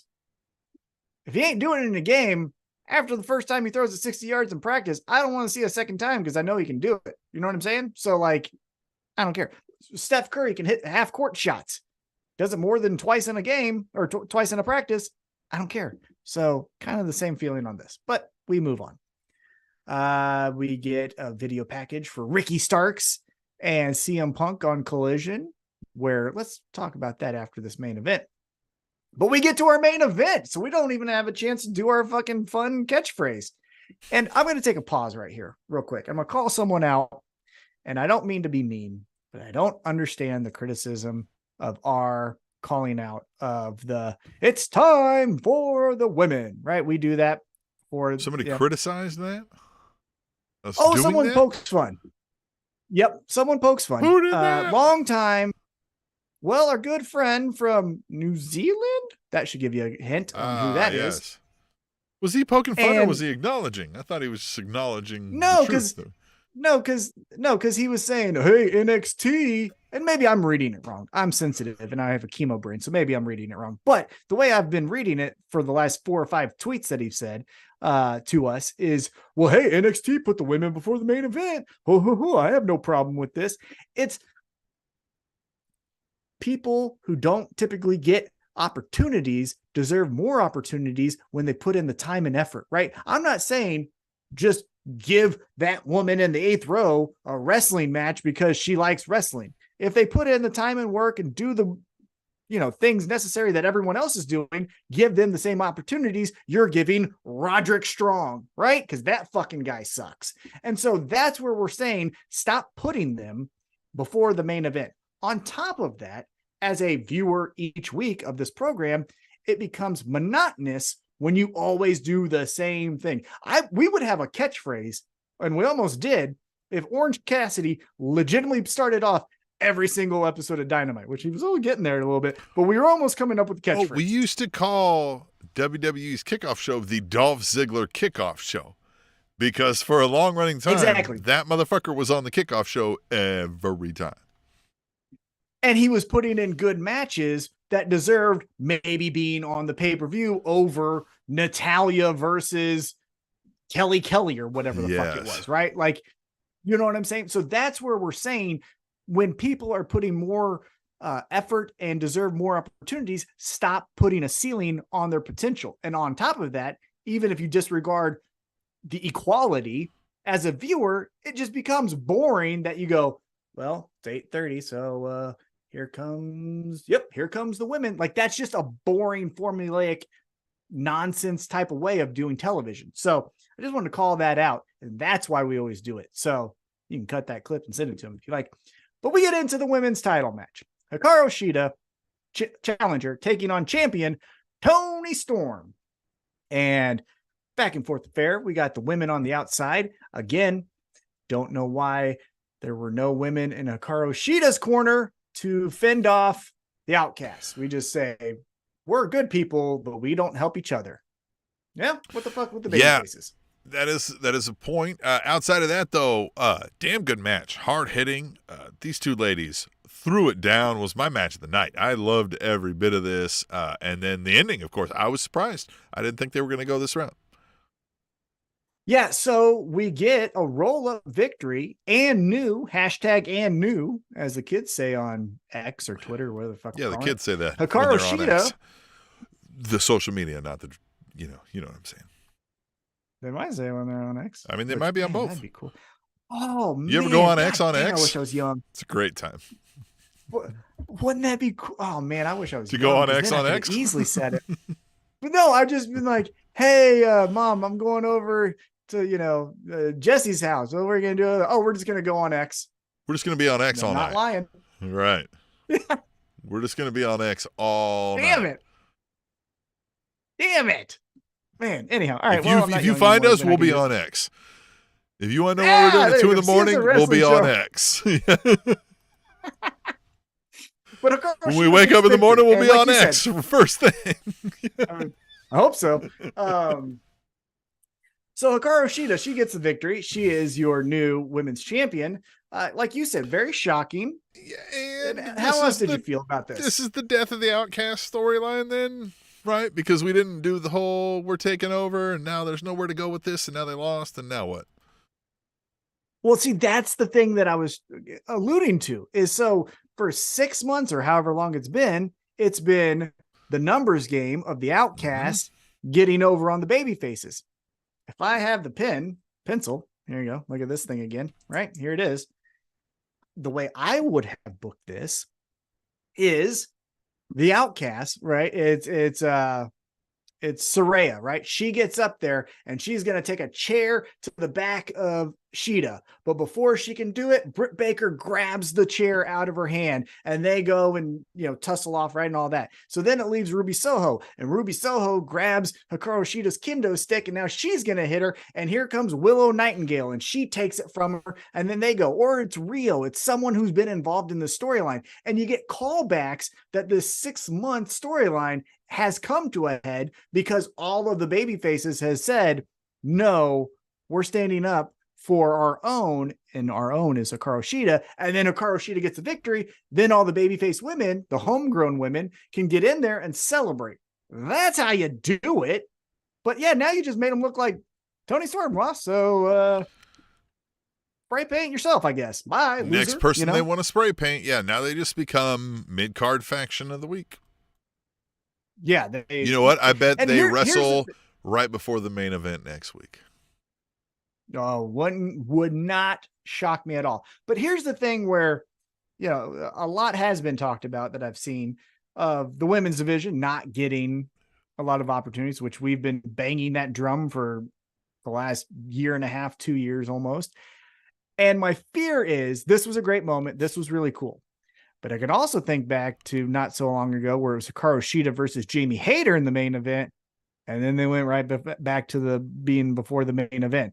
So my fear is Hikaru Shida won in the main event. Now she's your new champion. You guys are happy, right? Hey, put him right back in the main event. Let's make it Chris Statlander versus whoever it is. And then we'll just keep the ball moving, So great, right? We had a moment. Shida wins the title. She looked cool, right? Hard match, fucking throwing hands. They were beating the shit out of each other, slapping meat, doing all the things, main eventing. But next week, do we care about Shida and whomever's talking shit to her, right? Like, what's the next story that we do? This is the word I've had with Shida is that, like, when it's the Outcasts outnumbering Shida, you get some sympathy, right? But what's the next story? Like, what's the one-on-one story that we're going to tell with Shida where I care? I'm a little worried, right? Well, but yes, I 100% agree. To go along with that a little bit more, though, I worry that it's not even going to be followed up on. We're just not going to see this next week on Dynamite. This is where I'm not trying to say be like WWE, but WWE does do something very good where they will have a main event end. And then the next time that program's on, whether it's Raw or SmackDown, they open the show the next week and say, hey, what the hell? Or check us out. We're the best of all time. So if next week we start with the women, crazy concept. I literally can't even think about the last time the women started the show. Like, look, smell my dick. Or the Outcasts are out there saying we got screwed. Shida's a dirty. We are going to burn this fucking place down. We're the submission sorority, and we're going to start making you tap. Yeah. Yeah. So if they say something like that, if they start the show where they go, hey, last week is bullshit. We're here to stake our claim. We're the baddest bitches in this division. And here we go again. We're going to kick your ass. Well, cool. Now we've actually got a story. Right. But if next week it's Chris Statlander versus Sky Blue, and it's a 7-minute match, and then we don't see Sheeta until Rampage in 3 weeks. For the number one contendership, yeah, and we just don't. Yeah, they have a Yeah. women's world title eliminator tournament, and then it's a bunch of it's a bunch of TBS. girls. Yeah.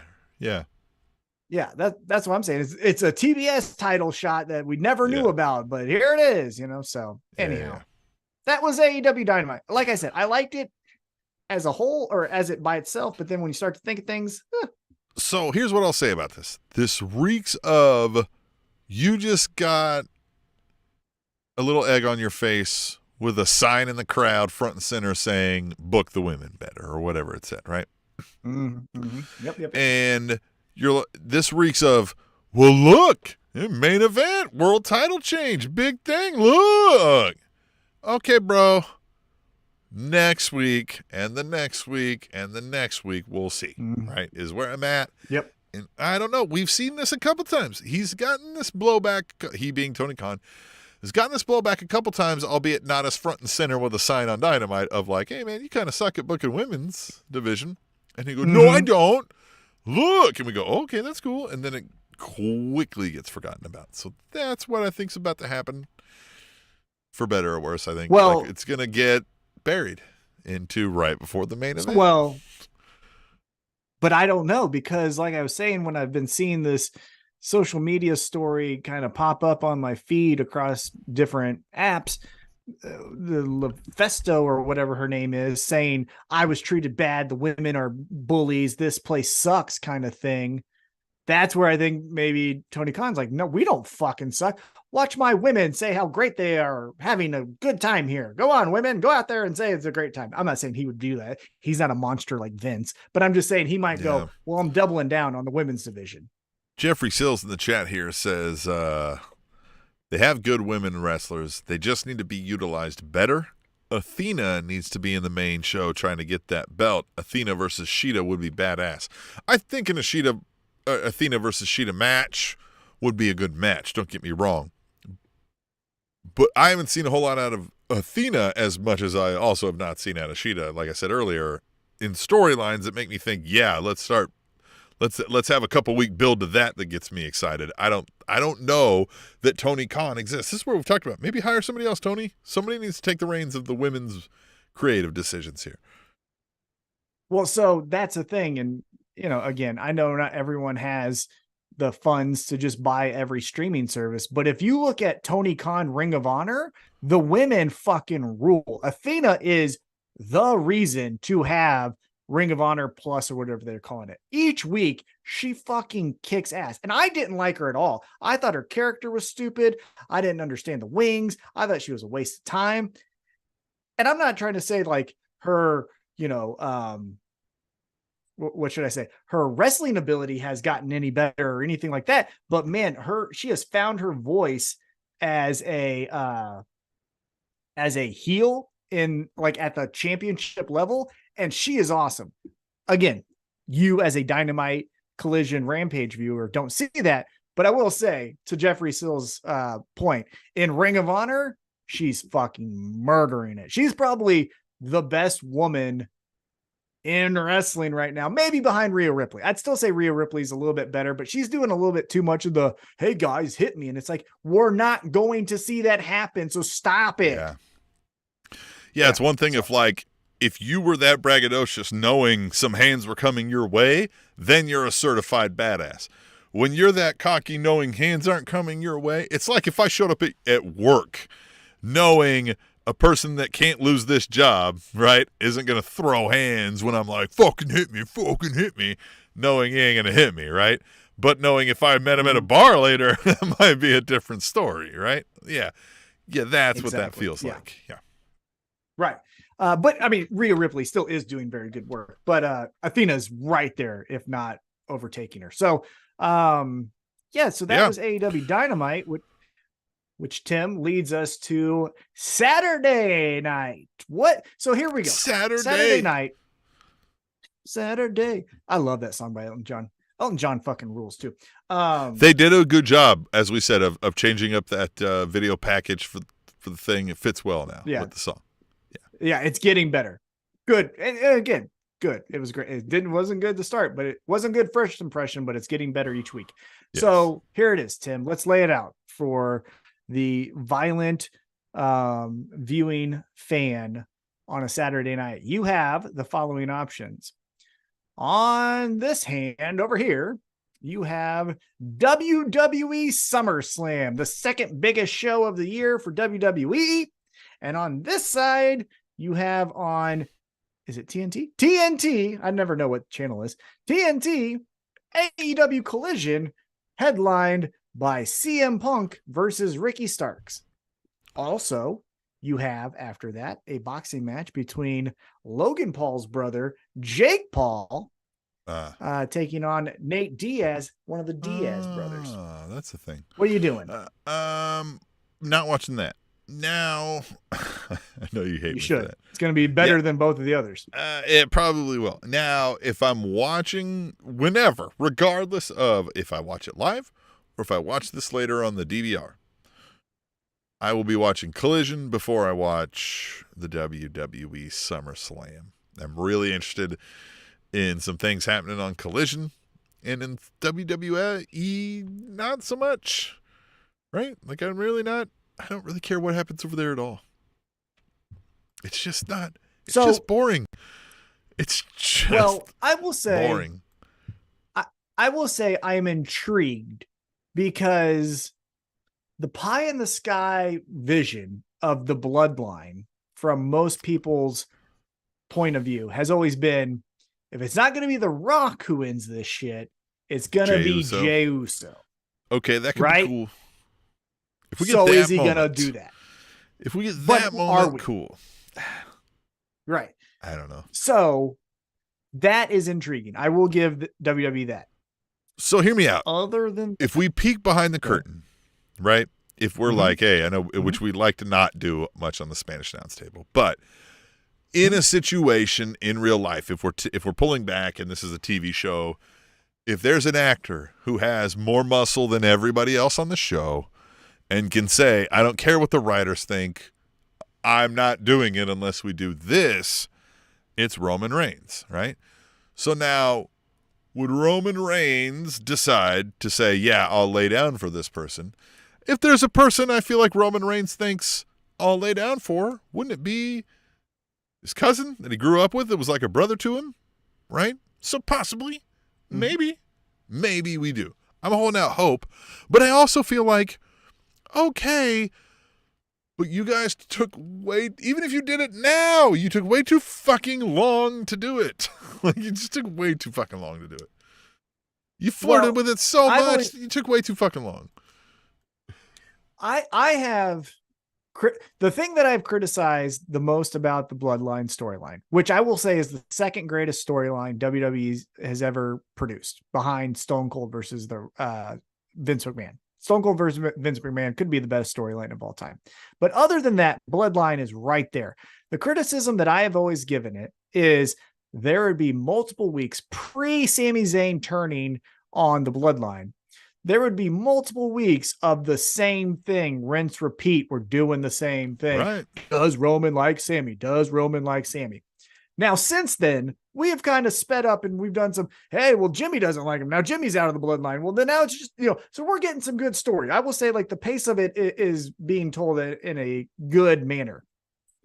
I think if we are peeking behind the curtain, I think this is the reverse of what you're saying. I think this is Roman saying, me and Jay want to do this. We've always said we want to do this. And hey, man, I've been the champion for 1,000+ days. Dude, let's give it to Jay. And I think WWE, specifically that sexual predator, Jay, is like, we don't want to, and we also want you to break the all-time record. Because if we're going to break Bruno Sammartino's record, we ain't starting over. You know what I mean? So you're at whatever 1,000 day it is. Bruno's streak is like 4,000 days or something. Like, nobody's breaking that streak, right? It ain't happening.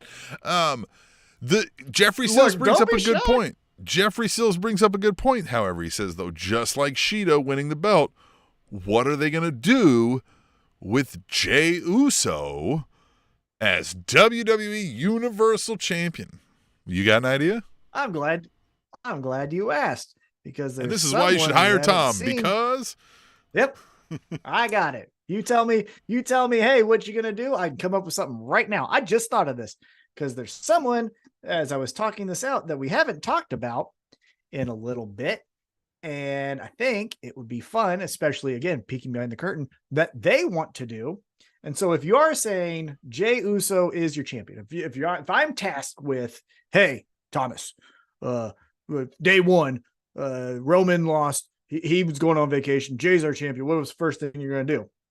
Well, I'm turning Jimmy on him, and I'm going to do Jimmy versus Jay. Yeah. And after I do Jimmy versus Jay, I'm going to have Solo Sikoa be conflicted, and I'm turning that shit into a triple threat for, tell me if it's ever happened, actually, that you've had a triple threat for the World Heavyweight Championship and they're brothers. You ever had that? You ever had three brothers? And all three of them were non-white guys. That probably didn't happen either. That's the other thing. Yeah. So that's the thing that I would do. I would go right to Jimmy is jealous of Jay. Jimmy's the heel. Because I would do Roman has a crisis of conscience. He's fucking gone. Get him off TV for a while. Bro. Jimmy, Jay, Solo, all of them. Jeffrey Sills doesn't like your Solo suggestion and gave you 2 trash can emojis for putting Solo into this. Oh, you double mean trash. The guy that hasn't. Oh, okay. So the guy that hasn't been pinned other than by Cody Rhodes, that guy's the trash. Okay. That guy, he's not credible. That guy, the guy that loses all the again, time. if you build the story right, again, and in a triple threat, it fits 100%. I agree with you there. Like, I would have no problem booking that up. He's been in and the I main event just stuff. Yeah, 100%. Yeah, you're not saying with Solo versus Jay is running Survivor Series or nothing here. Yeah. No. Yeah. What's the next B pay-per-view, Backlash or whatever? And also, the Jeffrey Von Sill says, I'm sure the WWE. Von Erichs did something like that before. Well, and maybe, but I'm talking about WWE. Name it in WWE, where like actual wrestling. Yeah, the Usos are better than the Von Erichs, right? Like, that's not a shock to anybody. Yeah, wait till you see that movie on Christmas Day about the Von Erichs. You're gonna have a different opinion of those. Give brothers. me random member of the Anoa'i family versus random member of the Von Erichs any day, and I'll make a lot more money. A lot more money. Yeah. So that's what I would do, and then again, I would have Roman do a crisis of conscience, leave, come back, and then scorched earth. But I wouldn't have him go straight to the title. I would have him do some other. So. I know you don't watch fights, but there's a term once a fighter's like fought for the championship and he's won the championship, then he loses the championship and he's not past his prime, but he's not going to be a title challenger anymore. Right. So they call it the just some fun fights era, where it's just some fun fights where I can still beat this guy up. Right, but you never thought he would go up a division and fight the number 3 contender in the division ahead of him, right? Like, that's a fun fight. Yeah.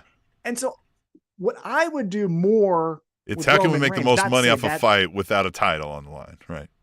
Exactly. Yeah. Very similar to like when Brock and CM Punk were at SummerSlam. That was a fun fight, but it had no championship. That's what I would do more with Roman Reigns than just John Cena and I got a championship. Well, now I don't. Now I got a championship. I'm like, fuck that shit. That's boring. Well, as we've been talking a lot about SummerSlam, we're going to make some predictions. But before we want to get into that, I've got 2 things we should hit real quick. We've got a tweet the table, and we've got a call that was submitted to tableshow@gmail.com. By a call, I mean it was an MP3, right? Not a video. But hell yeah. Send us a call, an audio call, a video call, whatever, to tableshow@gmail.com. If you want to ask us a question, if you want to bring up a topic, again, add some flair to it if you want. You don't have to. You can just have your voice. If you want to add a little underbed of music or whatever, you want to have a little intro, fun, great. Just don't make this thing 5 minutes fucking long, 8 minutes, right? Ask us a question, bring up a topic, make a joke, let's move on. But go ahead. Oh, and do it before we go live. We can't just take it from the chat and put it in. So do it before. Oh, by the way, so do it if like you send midday. it to us in the email, much like Ash Hendricks did here today, let us know somehow else, because, it's 2023. Nobody's monitoring their email every day unless it's their work email account, right? Like, I don't always get a notification. We get enough spam email that the notifications don't come to my phone, right? Like that kind of thing. So you got to let me know, hey, sent you a submission somewhere. Just get us a heads up somehow. We've got all the social media links on the thing. But real quick, a Tweet the Table came in from a long-time listener, Big Josh. He says, hashtag Tweet the Table, someone needs to tell Thea Hale too much cocaine is bad. Hashtag NXT GAB. So, yeah, they had the NXT Great American Bash. Spoiler, I didn't watch it. I've never really watched Thea Hale either. But I do want to say, yes, too much cocaine is bad. But what's too much? Right? What's too much? Yeah, and are you too saying much at to one you? time? Too much to me? How much cocaine do you do regularly? What do you consider too much? Yeah, and why don't we try? We also got to clarify. Yeah. Well, we got to clarify. Are we talking at one time? Are we talking about throughout a day, throughout a month, throughout a year? All I'm saying is it feels like we've got a lot of science experiments we still need to do.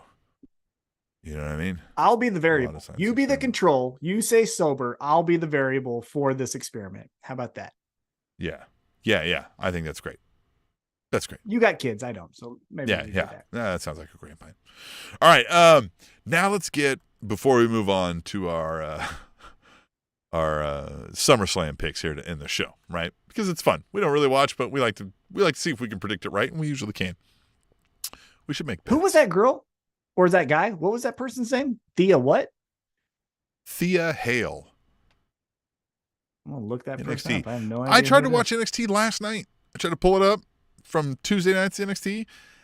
And, man, I forgot it was on the TV pretty quickly. I don't know. I'm just not into it. Oh, I like this guy that she's with. This is the Chase U guy. Oh, he was in Evolve. Yeah. But the Chase U thing's fun. He was so nice to me. I spent a weekend with him for my bachelor party, him and the rest of Evolve. And he was such a cool guy. I hope that guy a lot of success. I didn't know he was in NXT. Good for him. Right. Okay, sorry. Like I said, you can send us something to tableshow@gmail.com. MP3, MP4, send us something. Let us know you sent it. We'll play it here. Again, we do this on Thursdays. Try to get it to us by midday Thursday. The latest, or else we might not get to it, right? But we'll play it on the next one. We'll get you. And here we go from Ash Hendricks, one of the longest, most original listeners of the Spanish Announce Table. What up, gentlemen? It's Ash. How you doing? Happy 10 years and 1 week anniversary. Yeah. Got a question for you. 2 questions, actually. Question number 1. If you was going to show pro wrestling to someone that doesn't watch wrestling, what match would that be? And number 2, what was the first match that each of you showed your wives when, you let them know that you were a fucking loser that watches pro wrestling? Anyways, have a good week, have a good show. Peace. Oh, actually, no, one more thing before I go. T-Mac, how about that head kick, eh? I don't know about you, bruv, but I lost a lot of money on that fucking fight. You know what I mean? Oh, so annoyed. Lost some money on the parlay. Lost some money in a handshake bet with my friend at work. So, I'm sad. Anyways, peace out. Oh, lost some money. My heart. Dude, Dustin Poirier is my favorite fighter. He beat Justin Gaethje in the first fight. I still think he's the better fighter. The thing that's incredible, and I'll send you this screenshot because I know you don't watch fights, but I'll send you 2 screenshots. One guy did not block a kick, walked right through it. Dustin Poirier did exactly what you should and blocked with 2 hands, and it knocked him out. Now, not out cold, but still. Man, that fucking sucks. So what are we talking about? Oh, Ash Hendricks said, what would you show to somebody who hasn't watched pro wrestling where you're going to like, this is pro wrestling? Like, what match, he said specifically. Match, I want to put aside for a second. If I want to show somebody this is pro wrestling, and, sue me if you think this is recency bias, I'm going to show them the MJF and Adam Cole storyline over the last several weeks, right? Like, I'm going to show them, like, this is what it can be. This is how fun it is. I might show them the Hangman Adam Page self-esteem storyline, right, that we ran a few years back. Match, this also sounds like the cliche answer that everybody wants to give you, but I can't help but think of Undertaker Shawn Michaels at WrestleMania 25. I remember vividly watching that. I was in Germany, so I had to stay up late to watch it with a friend who hadn't watched wrestling in years, right? He was watching it with me. And I remember while watching that going like, God damn, am I watching the greatest wrestling match of all fucking time? And I don't recall too many other times in my life saying that live in the moment, right? There's been times where I've been like, is this the match of the year? Like those kind of things. But so I still think like if you're going to show a match where you just have a match and maybe the vignette beforehand, that one's hard to beat. Okay. What about you? All right. So I made a list already. Let me just finish this one thing. I wasn't fucking listening to you. I had to jump. I had to brain dump over here. No, I was. No. I like it. Yeah. Shawn Michaels, Undertaker. Yeah. Well, because one of mine is close to that. And I fight a lot of people, not fight, I argue a lot about this, and it's my preference. And again, wrestling's big enough. We can all like our things and we don't have to hate each other, but we can also disagree. Well, and it's except fine. you know who you are. You know who you are. You know who you are. I prefer, okay, so I put down 4 matches just off the top of my brain that I would show someone who doesn't know pro wrestling. In regards to the match that you mentioned, Shawn Michaels versus Undertaker. I prefer WrestleMania 26 because that's when actually Shawn Michaels has to retire. So the full breadth of, and then he's gone forever and we never saw him again. We never saw him wrestle again. And that's what I would show him. I would say, look at this, the whole thing, right? Not on broadcast television, at least. I know that. Some of that shitty never network wrestled thing, again. Yeah. Yeah, I don't know anything, but no, I don't know what you're talking about. He never wrestled again. Hey, look, but that's what I would show him. I would show him. Michaels only wrestled with long hair. That's what I know. So if there was a Shawn Michaels that wrestled without long hair, it didn't happen. Yeah, it was a fake diesel. But HBK versus Taker at WrestleMania 26. I prefer that. I think they're kind of the same, except for, again, Shawn has to retire. The other things I would show, Stadium Stampede. I think Stadium Stampede 100%. is fucking awesome. Oh, Stadium Stampede, 100% was a match that, like, I hate questions like this, right? What is the match you would show them? Well, it depends on the person. Is this a person I want to show the storyline drama saga? Then I'm thinking Shawn Michaels, Undertaker. If I want to show them how fun wrestling can be, I want to show them, like I said, MJF, Adam Cole storyline. I want to show them the Stadium Stampede, right? If I want to show them technical prowess and a storyline within a match, I might show them, like Jeffrey Sill says here, MJF Danielson Iron Man match. Another recency bias, right? Well, so that kind of goes the opposite way because I don't think non-wrestling fans have that attention span. They're not going to spend an hour with you watching something that they're not really into, right? So this is where my third option goes to. I don't remember what WrestleMania number it was, but it was their second WrestleMania match, and it's Goldberg versus Brock Lesnar. That 10-minute, 5-minute sprint where it's just finisher, jump over the spear, finisher, we're done. That's fucking fun. I love that match. Another one kind of adjacent to it, WrestleMania 22, the triple threat between Kurt Angle, Randy Orton, and Rey Mysterio, where Rey Mysterio becomes champion. Might show them that one too. Those are your sprints where if like, hey, they're not going to, you can tell that you're losing them just talking about it. There you go. Last one that I would say, and this one is just fun because wrestling is fun. Similar to the Stadium Stampede, but in much shorter time, the parking lot brawl. Best Friends versus Santana and Ortiz. You got Sue flipping them off as they leave. You got Orange Cassidy coming out of the trunk of a car. You got the violence. That's the other one. So now the other part of Ash's question was, what is the first match you showed your significant other when you showed them you were a fucking loser who likes pro wrestling? So I don't recall. You have a. Has your wife ever watched wrestling? She has watched some wrestling, right? But she is immediately. I don't think she would like. She's never watched. I don't think she would. So I remember very vividly a moment when we were early dating, living in this, one room where I'm renting a room in a house with 7 dudes, right? And she's in there, and we're gonna do something for the night. I can't remember, but I'm like, nah, I gotta watch Raw tonight, and it's the episode when the NWO comes to Raw, right? And they're all like, the black and white is hitting everything. And I'm marking the fuck out. And she's like, what is this? And I'm like, this is one of the biggest fucking moments in pro wrestling history. Like, I'm like flipping out. Like, this is crazy. I would have never imagined this happened like 5 years ago. Like, just being a total dork. And she's just like, Jesus fucking Christ. Like, I'm surprised she's still hanging around now that I think back to that moment. But man, yeah, I remember that one very vividly being one of the first things we encountered where she was like, this, really, like this fucking thing, like this, these a-holes. And I'm like, yeah, all of these guys. Yeah.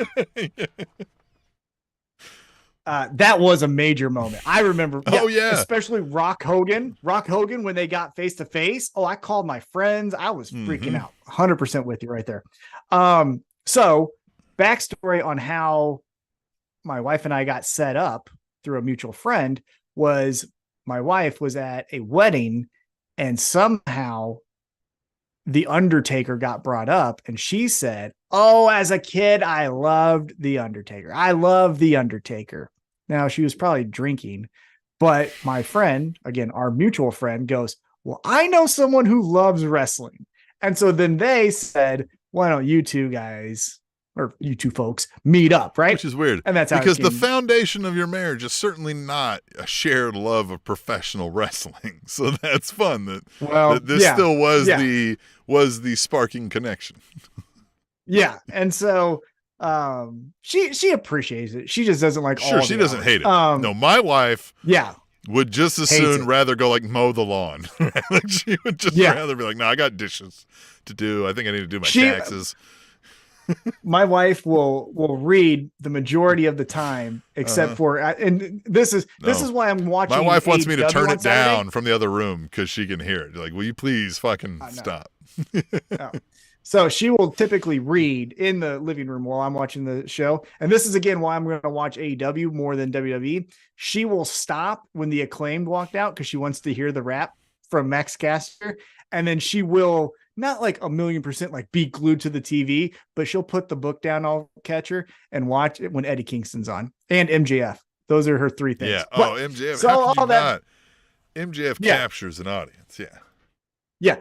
So with that all being said, when we were dating and she was being nice and acting as if she was more into it than she actually was because of the Undertaker connection, I showed her WrestleMania 26, Undertaker versus Shawn Michaels. Cause I was like, he still wrestles. And she's like, really? This was 2015.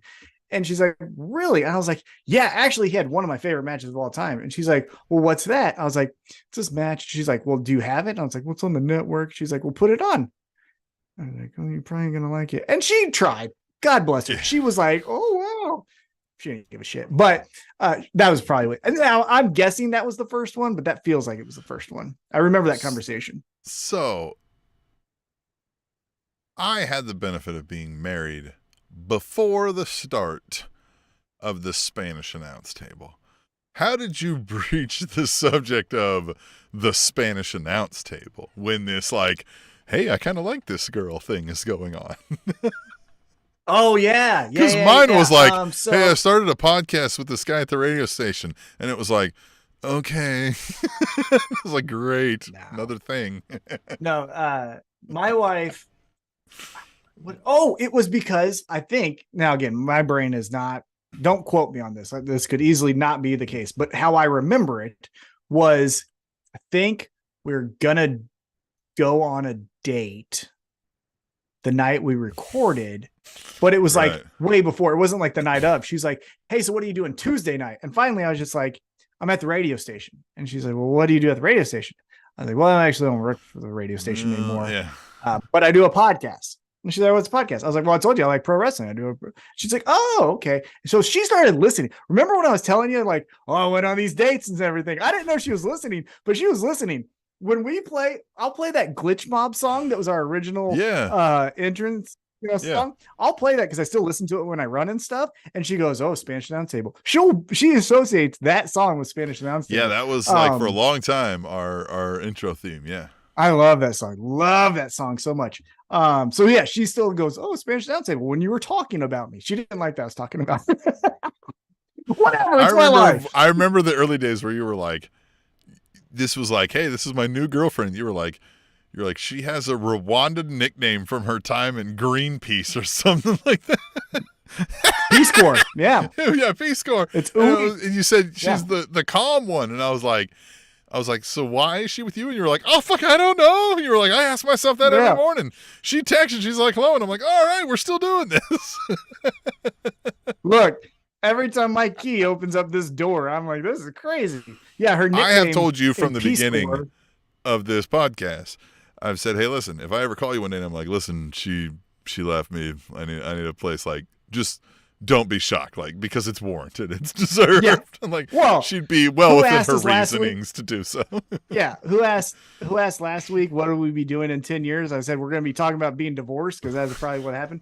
But no, in Peace Corps, she spent time in Rwanda, and her nickname in Kinyarwanda, I think that's how you say it. Oh, I think I got that right too. Is Uitanze, which means the calm one. And I am not that. I'm anti Uitanze. Yeah, what is the opposite of Uitans? Yeah, Uitans no. All right. Yeah. Hey, listen, Ash is awesome, and we want you to submit calls, just like he did last week when a whole bunch of people did for our 10-year anniversary. But he also mentioned something last week. He talked about the greatness that was the Spanish announce table over the 10 years, and he talked about the Scott Steiner clips.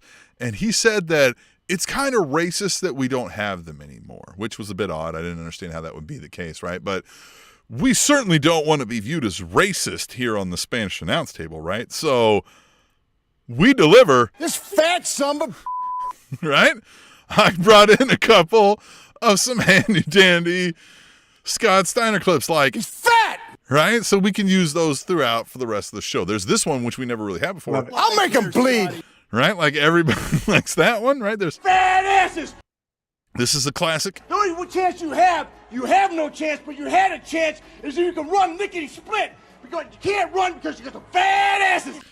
And my new personal favorite that I had never heard until today when I was looking to add in some Scott Steiner clips. And I can't believe I haven't heard this one before, but this is a fun one. She's not only ugly, she's fat.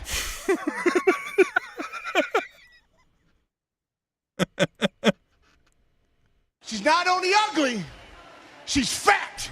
He's so adamant. Why does he pronounce fat so mean?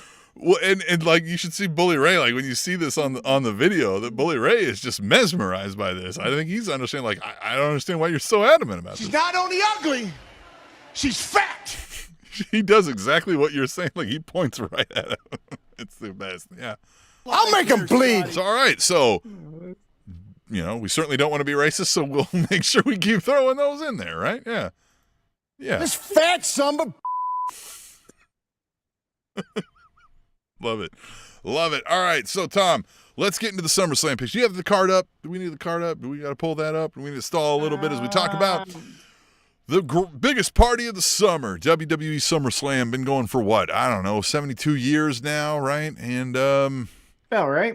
Yeah, we'll probably get some decent matches, right? There's probably been some halfway builds to these things, and let's run through it. We're going to make some predictions. All right, here we go. I'm going to pull this up on. I guess what should I pull it up on? I guess, yeah. Let me pull it up. Wikipedia. How about that? We're professionals here. I didn't realize we were doing this, so that's my I forgot about problem. Here we go. Here it is. I got it, you son of a bitch. I got it. Here we go, you son of a bitch. I'm going off of the match order off of Wikipedia. If things update, suck it from the back. First match of the night that is listed on Wikipedia is boring. Cornball Cody Rhodes taking on Brock. I'd rather not be here, Lesnar. Who you got? I'm torn because I see two stories that WWE wants to convince us they're trying to tell, right? Cody Rhodes finally gets this victory over Brock Lesnar, and it's empowering, and he's going to move on and, you know, keep going. Or we get a near Suplex City performance, and we dive deeper into the Cody story continues. And I kind of think that's where we're going. So don't be shocked if we don't get John Cena Suplex City squash match version 2 here. Maybe. Speaking of Cody Rhodes, side quest real quick. He came out with this fucking, well, because I just want to make one note that, again, you not you, Tim, general you, and not even you who are listening or watching, just general you, IWC. We seem to have loved Cody Rhodes, right? And again, even in AEW, we didn't like it, but now he's doing it again in WWE, and it's still fucking stupid. So he comes out with this documentary, the Cody Rhodes story, right? My dad was Dusty, basically, right? But he does this one thing where he goes, hey, I don't want anything cut from this clip right here. And it was why he left AEW, right? So he draws you in. But here's the thing, Tim. He draws you in with this. Don't edit anything, okay? Don't edit one word that I'm about to say. It was a personal reason. And then we just move on. You didn't tell us why you left AEW. What's the personal reason, Cody? Yeah, you said it was a personal reason, but didn't tell me what the personal reason was. Like, so it's not all you're telling me is it wasn't about the money, it was something else, but you didn't tell me what the something else is. Well, like, okay, great. Yeah, it's not thought-provoking. It's not insightful. It's nothing that you didn't say to Ariel Helwani or Chris Van Fleet or any of these other fucking people. So, like, stop with this. Well, don't cut any lines. Shut up. And here's what I want to make sure folks like Cody Rhodes, who are in the position Cody Rhodes is of being famous and on a microphone telling us things, whatever you tell us is the reason, I don't fucking believe you. Here's what I think it is WWE offered you more money and a position that was higher than AEW said they were willing to give you, right? Like, you were going to be in world title championship matches, and you were going to be, making money. You're going to be on the Tonight Show and shit more often than AEW could provide for you and willing to give you. And that's what you envision for yourself, because Cody Rhodes has been very clear. He envisions himself as the successor to Dusty Rhodes in waiting, that he's going to be the biggest star in pro wrestling and America's sweetheart. And it ain't happening. And I don't know when Cody Rhodes has this sort of existential realization and goes into deep depression, or maybe he's already there and trying to convince us that he's not. But bro, it ain't happening. Like, it ain't happening. Yeah. You're not gonna be Hulk Hogan. You're not gonna be Dusty Rhodes. It ain't happening. It just isn't happening. At least with what you are now. I'm not saying you can't go through some other things and switch it up and become something different, but like, it ain't happening now with this. With the fucking tattoo guy, with the bedazzled fucking American Eagle jacket and shit. Ain't happening. I think, and we won't spend too much time on this. This is just my 2 cents. I think as soon as, and it's been documented by Tony Khan and others, that there was a certain period of time that AEW Dynamite was booked by the executive vice presidents, and the ratings weren't going up crazy. Now, I like the episodes, but they weren't, skyrocketing. And then there was a decision made that Tony Khan's booking this shit now, so move aside. And some of them were okay with it because they didn't necessarily want the responsibility. And one of them, I believe, wasn't happy with that. And as soon as that decision was made, in my opinion, I think that's when he internally said, if I ever get the chance to go back to WWE, I'm fucking doing it. And it didn't matter if they offered him fucking, $10 million a match. Well, that's a little bit much, but the world, each match financially, if he didn't get that creative, whatever it was, then he might as well just go to WWE because he's going to make more money, be more exposed to the casual audience. Like you said, wanting to be Dusty Rhodes, which I do think you're right on. And so he's just going to jump there. I think that was it. But again, I don't know. So let's talk about, I got Cody Rhodes. Who gives a shit? I think Brock Lesnar's retiring. That's why. I think he's leaving soon. And I don't know if I'm fucking making that up. That's my gut. Look, either way, I feel like you could tell the story either way. So to me, I'm just like, either way can happen, right? We can get Cody Rhodes gets his ever-living ass beat and is like, what the fuck is wrong with me? I prefer that because maybe we'll get a different Cody Rhodes, but like that, so that makes me think we're not going to get it, and you're probably right. Cody Rhodes wins.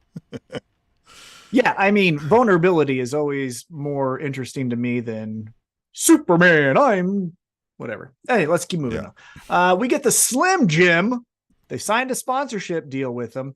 The Slim Jim Super Slam, SummerSlam, Battle Royal, 20-man Battle Royal. You got LA Knight, Sheamus, Ciampa, Nakamura, Otis, Chad Gable, just to name a couple. Who you got? Yeah. That makes sense. Yeah. Yeah. Here's my favorite thing. With everybody my favorite thing about Yeah. Well, this is the coolest thing. Again, I'm easy to impress sometimes, but this is the coolest thing about that with that chant is he goes, and everybody says, and he points and he goes, L.A. Night. And that's fine, right? Because people are dumb. They go, whoa, right? To the fucking songs.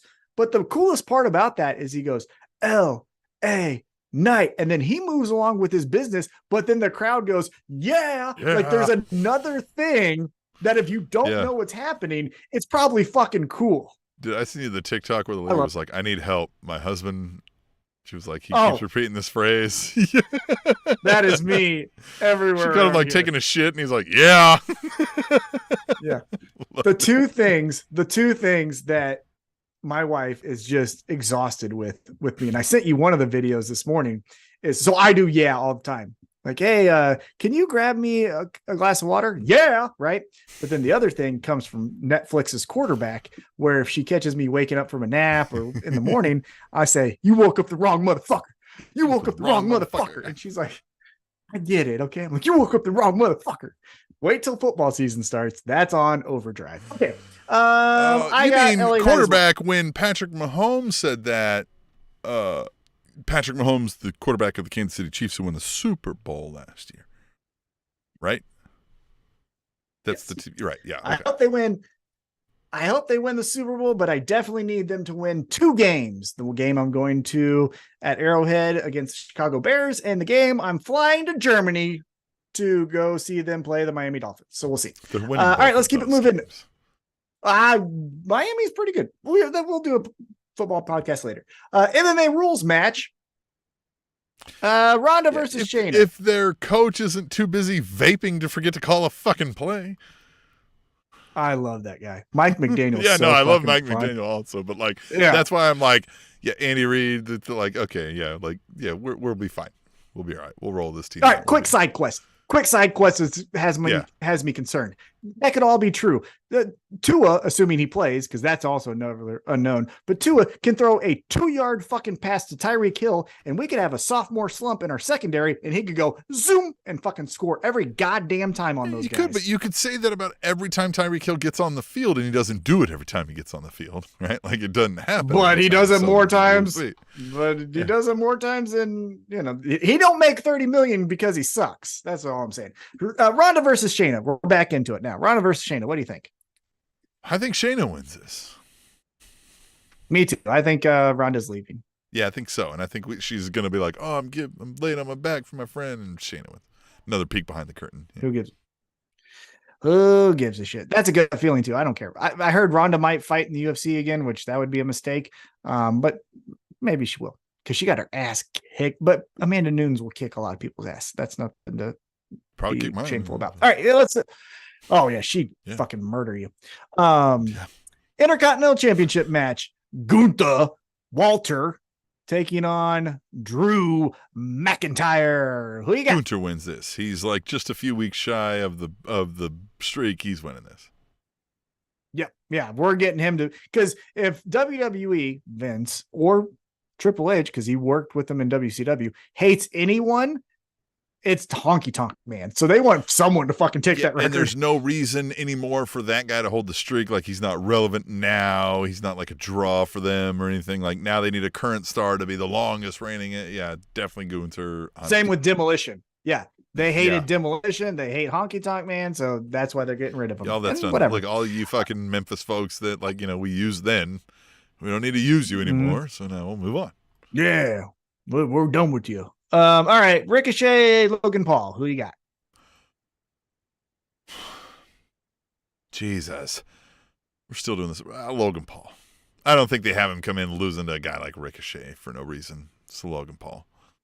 Hard-fought victory where there's going to be some cool spots. Logan Paul gets the 3 at the end after a crazy spinning over your ballsack plancha dive. Logan Paul. Holds up a Pokemon card. I think it's a DQ. I think bullshit happens. Double count out.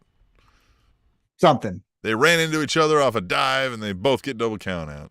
Or can't stand. Yeah. Draw because neither one could get to their feet at the count of 10. Right. Something like that. Yeah. Let's go. Now, Logan Paul Asuka wins. versus Charlotte. Yeah. Okay. I won't watch. Asuka versus Charlotte versus Bianca. Women's championship match. I think Charlotte wins the title. Oh God, really? I think Asuka. Yeah, because I mean, either way, it's one of those two. Either they go with status quo, or they think this isn't working, and then we need a change. Well, they're not going to go back to Bianca, right? They'll go to Charlotte. The only thing I could see other than Asuka retains, because Charlotte and Bianca, fight to the death, and then Asuka just pins the one that's closest to her, is if Bianca says, "Fuck this babyface shit, I'm going heel." And then I've seen pictures. I haven't seen. I'll make him bleed. Scared the shit out of me. I forgot that you had it. I haven't seen the segments of it, but I see that Bobby Lashley and the Street Profits are doing some shit together. Yeah, and you add Bianca in that. Yeah, could we get a heel faction here? That would be great. Yeah, that could be fun. Okay, maybe. Let's see it. Maybe. All right. For the WWE World Heavyweight Championship, Seth Rollins, not going to say his stupid nickname, versus Finn Balor. What do you got? Seth Rollins. I don't think. Okay. Well, asterisk or follow-up. It's a drop-down question. Does Damian Priest cash in? So here's a fun scenario. Finn Balor wins the title after a grueling ups and downs and flips and shit like only Finn Balor and Seth Rollins could deliver us, right? We might get a 45-minute classic. And Finn Balor pulls off the upset.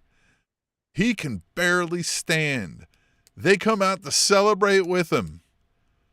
And Damian Priest is a little weird about it. And he kind of does one of these little waves from the back, and out comes a ref. And Finn Balor's kind of like, what? And then they go, sorry, man. We thought he might win. Whap! Oh. Yeah, and then they turn what would be fun? You know what would be fun there? Is because Damian Priest is physically bigger than Finn. So like describe your exact thing. Yeah. Well, but what I'm saying here is describe exactly your scenario, but I would have it to where Damian Priest is legitimately pinning Finn. Like he can't move and his shoulders are to the mat. And so I would have him looking like as he's pinned, like, are you serious? Like, it's just like, why am I being pinned? Well, yeah. And I love, like, he's looking maybe over at Dom and Rhea, and they're maybe Rhea? not like they weren't aware of this, but they're just kind of like, I mean, we're not going to pull, like, I can't pull him up. He's bigger than us too. Like, I'm not going to, you know what I mean? Right, like, yeah. I'm not fucking, yeah, like, Look at the time. look, I mean, yeah, look, I don't want to get on his bad side. Look what he can do to you. Right? Like, and they're like, it's sorry, bro. Yeah. Right. Now, yeah, he just kind of by force takes over, now makes it a little weird. Even Dom and Rhea are like, oh, okay. Yeah, no, we're behind you. And they're like, shit. Did you know he was going to do that? Like, I didn't fucking know he was going to do that, right? And now he's kind of like power hungry, and they're a little like, yes, sir. Right. Like, whatever you say, sir. Yeah. Oh, God, that would be great. Hire us. Start, yeah. Damian Priest grabs control by hook, and now he's like leading them unwillingly to be his servants. You know, they're like, okay, yeah. I just like the idea of as it's happening, Finn is looking into Damian's eyes, going like, "Why would you break my heart?" Like that just is so much great visual. Why are you doing this? We're supposed to rule together. Yeah. Exactly. Yeah. By the way, Jeffrey Stills says Demolition was actually good. Hell yeah, they were good. I like them. It seems like WWE doesn't like them. That's what I'm saying. Yeah. All right. So the next is presumably the main event. Roman Reigns, your undisputed WWE Universal Champion, takes on Jey Uso, and it's also for recognition of the tribal chief. So let me tell you what's going to happen. And I mean what's going to happen at SummerSlam 2023 at Ford Field in this match. Not what may happen eventually in the storyline. But Roman Reigns will survive this with the title intact, whether he wins or he's disqualified or whatever. He wins because this is how WWE has done everything with this storyline. We don't get the payoff in the first time that these guys square off, right? Like, I get this is not the first time they squared off, but for this portion of the storyline, it is. So something will happen, and we're going to run it back. It's SummerSlam Backlash or whatever the fuck they call the next one. Okay. But, all right, if I'm tasked, again, I love having the pin. We're just having fun. Hey, listen, tonight. if you were betting money, you'd be right lock and step with me right now. Well, but this is what I would do. If you were saying, hey, make it interesting. Oh, yeah. That Roman retains. Want to do something, I'm doing something different. So let's hear what you got. Well, no. Roman retains. Uh-huh. But Pinfall? the family. Wins? But pinfall, right? Okay. But the family post-match does not recognize him as a tribal chief. Jey Uso throughout all of this with using Solo, using Paul Heyman. No, man, we ain't with that anymore. And so, the new tribal even though chief, you won, they turn their back on Jey him. Uso's, What does Paul Heyman do? Is he like stuck in the middle, looking back and forth? Like, what do we? No, I would just have him go like, well, they were never grateful for you. They never respected you. So he's I would ride have or him die like with double Roman. down on it. Okay. Yeah, because Roman's a champion, right? That's his thing. Is if He's you catch the money. what Paul Champ. Heyman always does. Yeah. Well, what Paul Heyman is always looking at the title. He rarely looks at Roman when they're walking down. It's title. Oh, hey, Roman, title, Roman, title, right? So I would have the family after the match through all these shenanigans that they have watched at the, ramp or whatever, or they come out after the match and go like Jey is being forced to put the lay on Roman. And as he's doing it, you have whoever it is, not The Rock, but whoever it is, walk out. It's Rikishi. And he goes, nope. No, we ain't doing that. And then you get off the two. Sika. Who was it? It was Afa and Sika, right? Yeah, it was those Yeah. two. Right, yeah. Well, I would have Rikishi cut the promo because I think He's could dead. still cut a promo. Right? Isn't he dead? Rikishi isn't? Yeah. No, he's No. not dead. Oh, it was Kamal. It was Umaga that's dead. That's right. Umaga, Rikishi's yeah. That's right. Right. Yeah, because Rikishi's fucking posting like Godfather. Yeah, no, you're things right. on Yeah, Twitter about Rikishi's this right. shit. Yeah, Rikishi. It was Umaga who I was thinking of. Yeah. Yeah. But yeah, so then he goes and then then Rikishi stops him. And then you have the thing. And then the follow-up is, well, now Roman is chasing Jey. Roman's the champion, but Jey is the tribal chief. So the interesting thing is, I'll give you anything you want. You want this in a title? that's You the want this thing. in a cage? Whatever you want. He could be saying to the family, like, but I'm the champ. And they're like, tribal chief was never about the title, right? Like, yes, the tribal chief Right. should endeavor for the title because it brings a lot to the tribe. But that does not make one tribal chief. That does not make one the leader, right? Mm-hmm. Yeah, and that's what I would do. I would have Roman chasing Jey, even though Roman is the champion. Now, I could write this out in a fucking big thing, but then the end story is still Rock Roman. No, I love it. But that's what I would do. SummerSlam, we'll get some good That's moments. Hey, look, we booked a couple things that would make this a great pay-per-view if they took our directions on some of these here, but we'll see if they do that, yeah? Yeah, I'm going to be watching the Acclaimed walk out instead of SummerSlam, so, and Punk and Ricky Starks. I love Ricky Starks, but I'm watching Acclaimed, Ricky Starks, Jake Paul versus Nate Diaz. That's what I'm watching. Yeah, we'll catch up on the SummerSlam later, but I think that's it, man. We said we weren't going to go 3 hours, and so we got to cut it short here pretty quick, so we don't. So we'll get out of here until next week. Go check us out on SpanishAnnounceTable.net. The Spanish Announce Table.